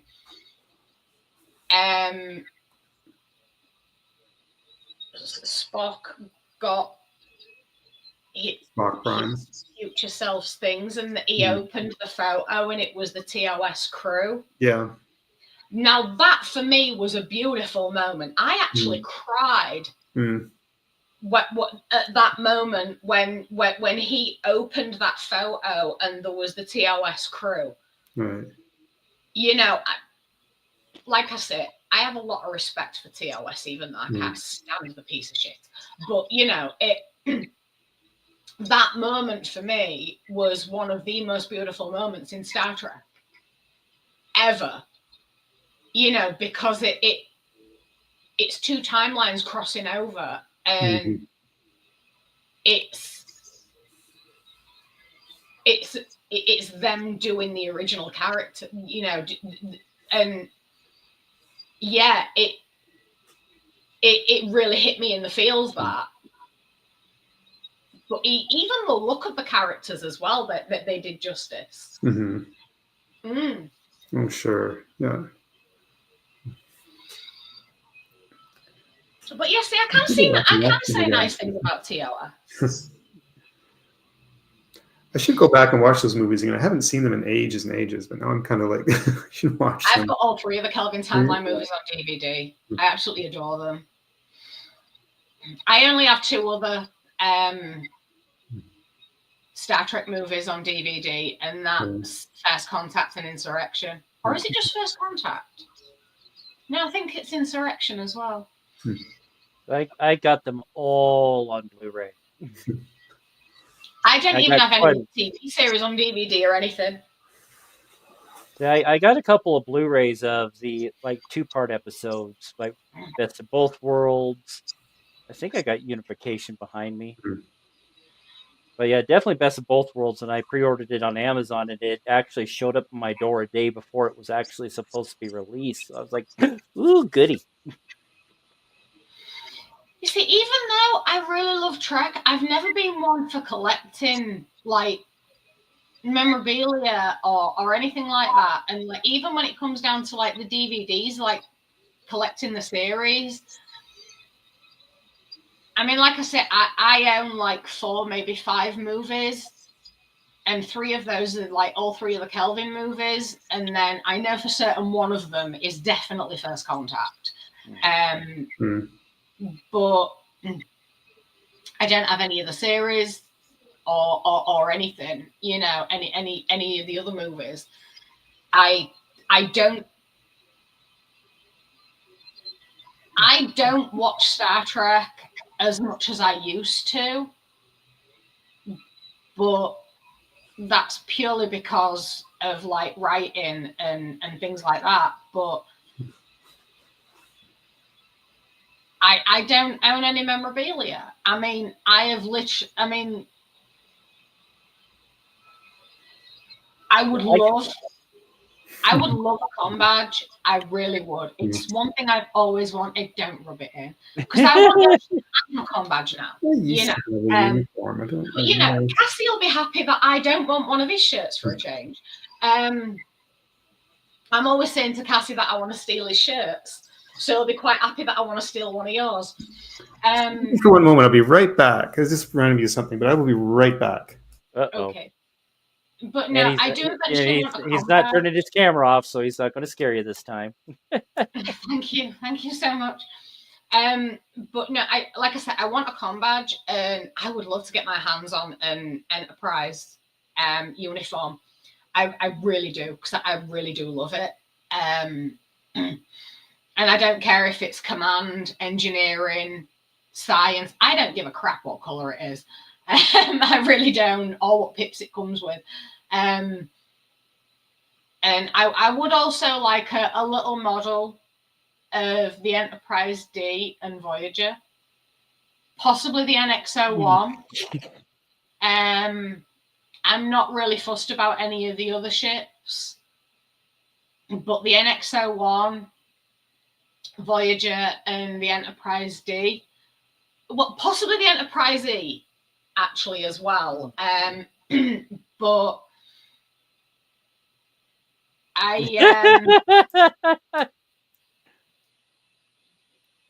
Bill just kind of slowly swooping in. Yeah, so it didn't scare me again. I very much appreciate it. 1991, I think, and that's me on the right in the next gen outfit. Right on. Yeah, that's long gone now. I had to sell it because it doesn't fit me anymore. But that's back with my friends. We used to go to Toronto Trek when there used to be a Toronto Trek.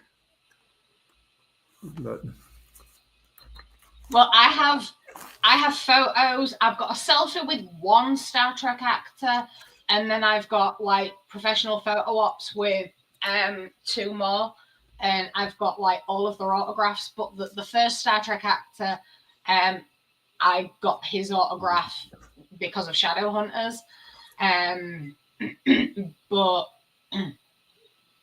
But yeah, so I do have like some geeky moments with Star Trek, you know. But I mean, eventually I'll get these little tiny things that I want, you know. But I prefer to collect books. I'm about 350 books away from being able to declare an official library. wow. And to declare a collection of books a library, you need to have 1,000 or more. Oh wow, okay. So you know, hopefully by this time next year, I will be able to officially say I have a library in my house. But no, I'm more for collecting books, and for anybody that's seen the top of my wardrobe, Teddy's.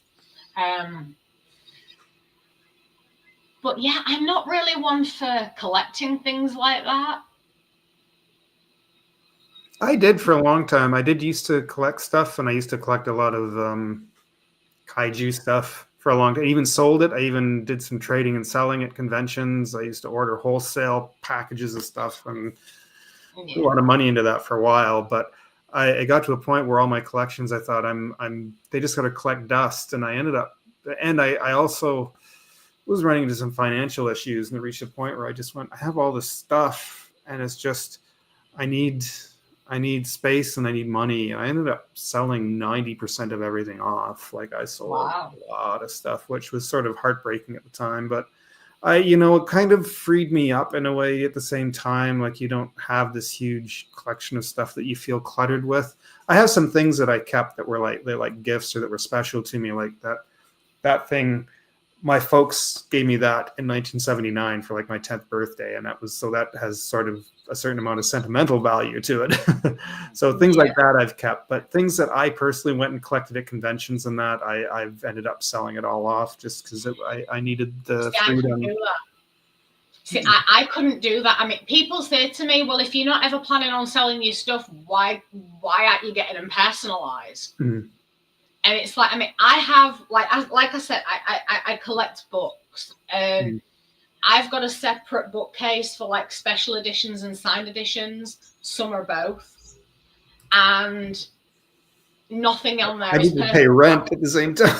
But nothing on there is personalized. I mean, but they are mine. I am, even if I was on the bones of my ass and I needed money, I would not sell anything. I've got autographs. I mean, I've got a photo of the Red Dwarf cast, and their signatures are over their characters. Oh, that would be special. Yeah, that's a bit different. That I would keep too. Yeah. Yeah, but I haven't got it personalized. Oh. I've got like, unless they've done it without me realizing I Mm. never get anything personalized, Mm. or very rarely. But in my mind, they are mine, Yeah. and I will have them until the day I die. However, whoever I leave them to, it is their choice then what they do with them. Right. And the majority of the stuff my memorabilia, my signed books, my autographs, the majority of them are not personalized. So they would be able to make money off it.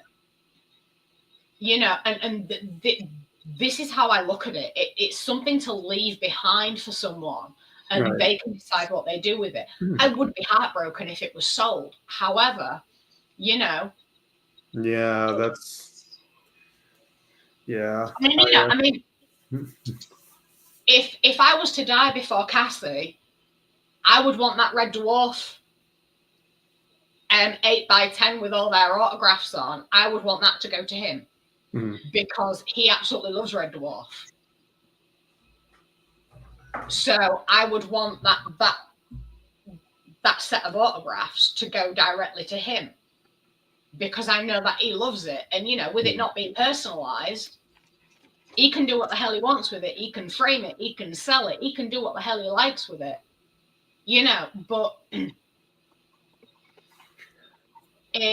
I didn't keep everything that was given to me as a gift. If somebody gifted me something, I've kept it. Even my folks who've long since passed, things that they gave me, I have kept pretty much all of that. That I've definitely, there's something special and sentimental about that. That if it gave me something, then I keep it. But oh yeah, I mean it's like my John Barrowman autograph. It's yeah. I mean, all right, I've got a photo with him, but the autograph that I got, it's an 8x10 of when he played Malcolm Merlin in Arrow. Right. I'd send that straight to Marla because she loves John Barrowman. Yeah. You know, and then she could decide what she wanted to do with it. If she wanted to keep it, frame it, put it on her ceiling and look at it lovingly if she fell asleep, you know, or sell it, you know, she could do what the hell she liked with it, but it'd be hers.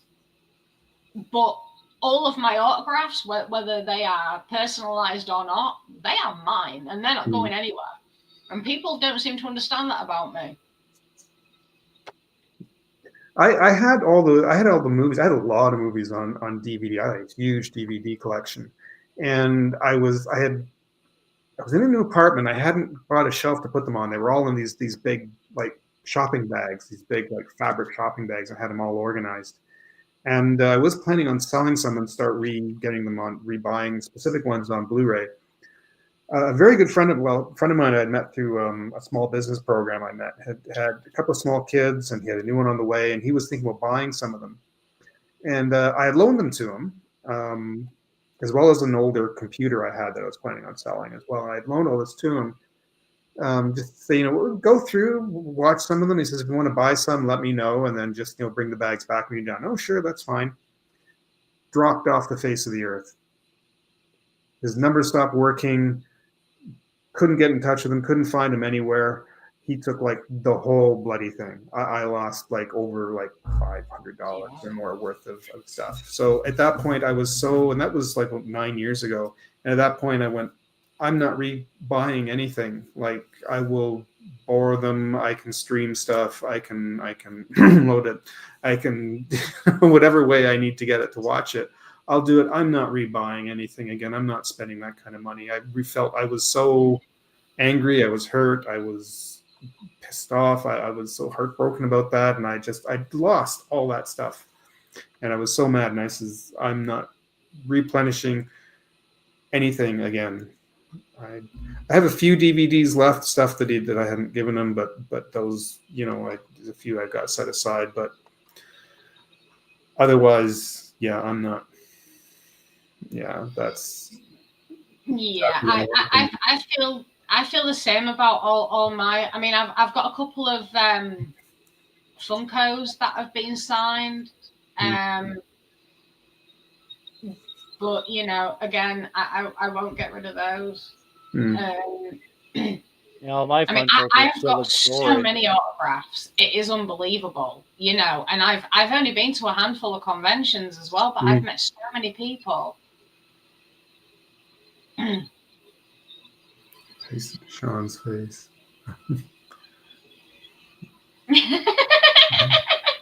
I'm sure Mr. Marlowe wouldn't be too happy about that, love.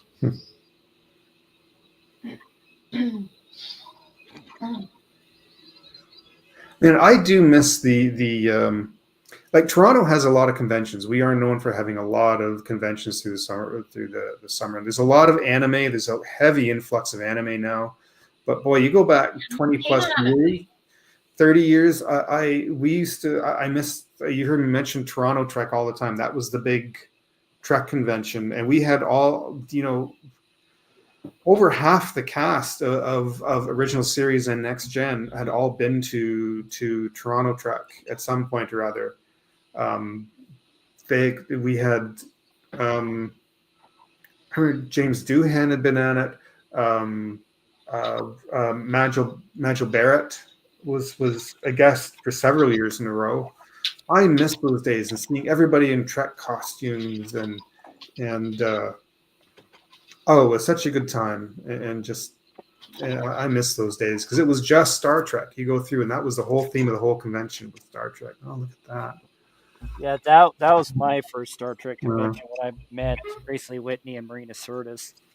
Oh, that's the Red Dwarf one. You were at Toronto Trek. What's that? You were at a Toronto Trek? No, it was a Trek convention in Spokane, Washington. Okay. I was say, if you'd been in Toronto, I would have been disappointed. But mind you, most of that was all before the land of internet. It was through the 90s, and it was. And that's my Strange New World one. No, nice. I'm gonna blow this up so I can see them better. Yeah. Yeah, I was trying to find one of my stashes that I got a couple autographs at the last. 3 autographs. None of them are Trek related. Pardon? I only have like 3 autographs in my whole days, and none of them are Trek related. But you see, that is one of my pride and joys. Yeah. Oh, nice. That's the one that I was saying to go to Catie if I died before him. That's my current pride and joy right there. Yeah. The Lordex. No, I do have more autographs as well, but they're in my autograph book, and I don't know where I've put that. Which is see, I thought I put my autographs in this little thing, but I ended up stumbling on a picture of me from some 20 years ago. Oh, jeez, yeah, isn't that nice? That's with the Doctor. Yeah. And picture. That is with Melissa. Oh, okay. And that I wasn't ready for that photo, but that's me and John Barrowman. Right. He just grabbed hold of me and just pulled me to him.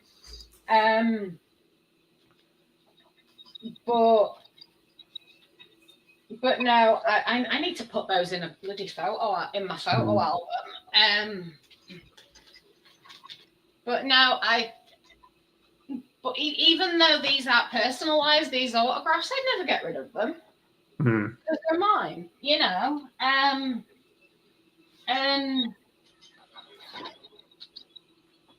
I mean, some of them I have got personalized, but that was my choice to get them personalized.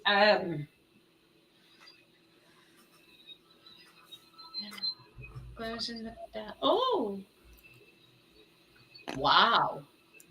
Boys.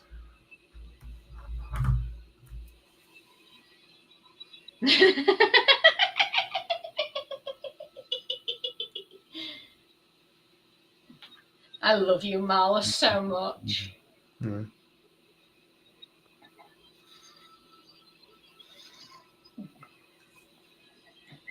So yeah, we are at about 2.5 hours. I don't know if there's anything really Trek or technically that we want to talk about tonight.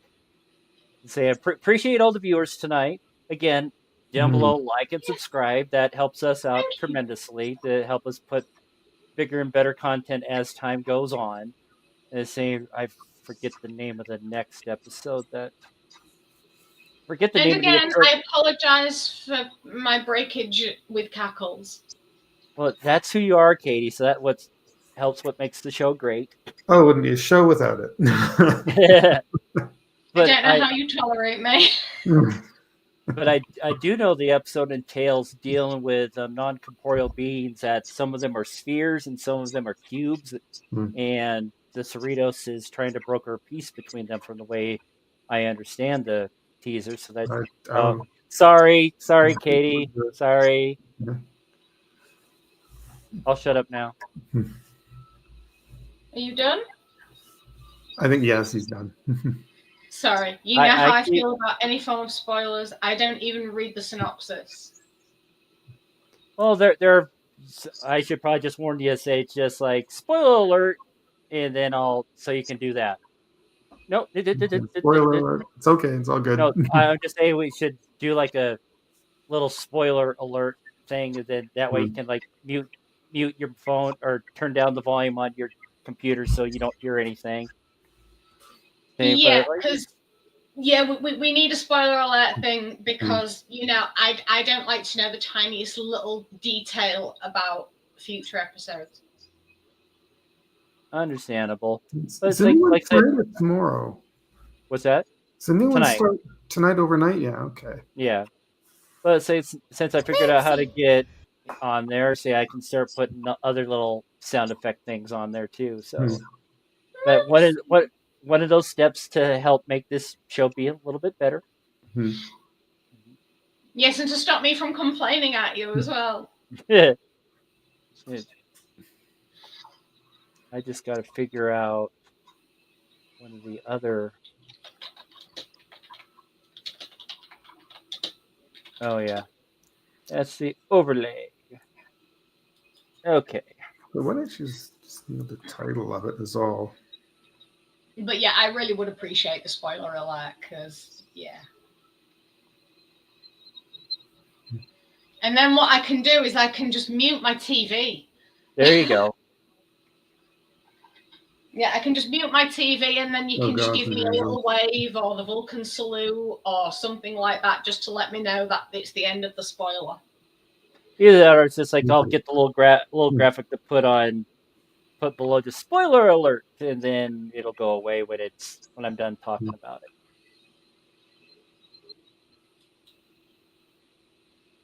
Yeah, great to see you too, Jeff. Thanks for joining us. It was great to see you too, Jeff. Yeah, have a good night, Mala. Yes, I'm glad you made it as well, Mala. Nice to have you back up here again. Well, alrighty. Good night, Zach. And until next week, Halo Frequencies are now closed. Diddle bit.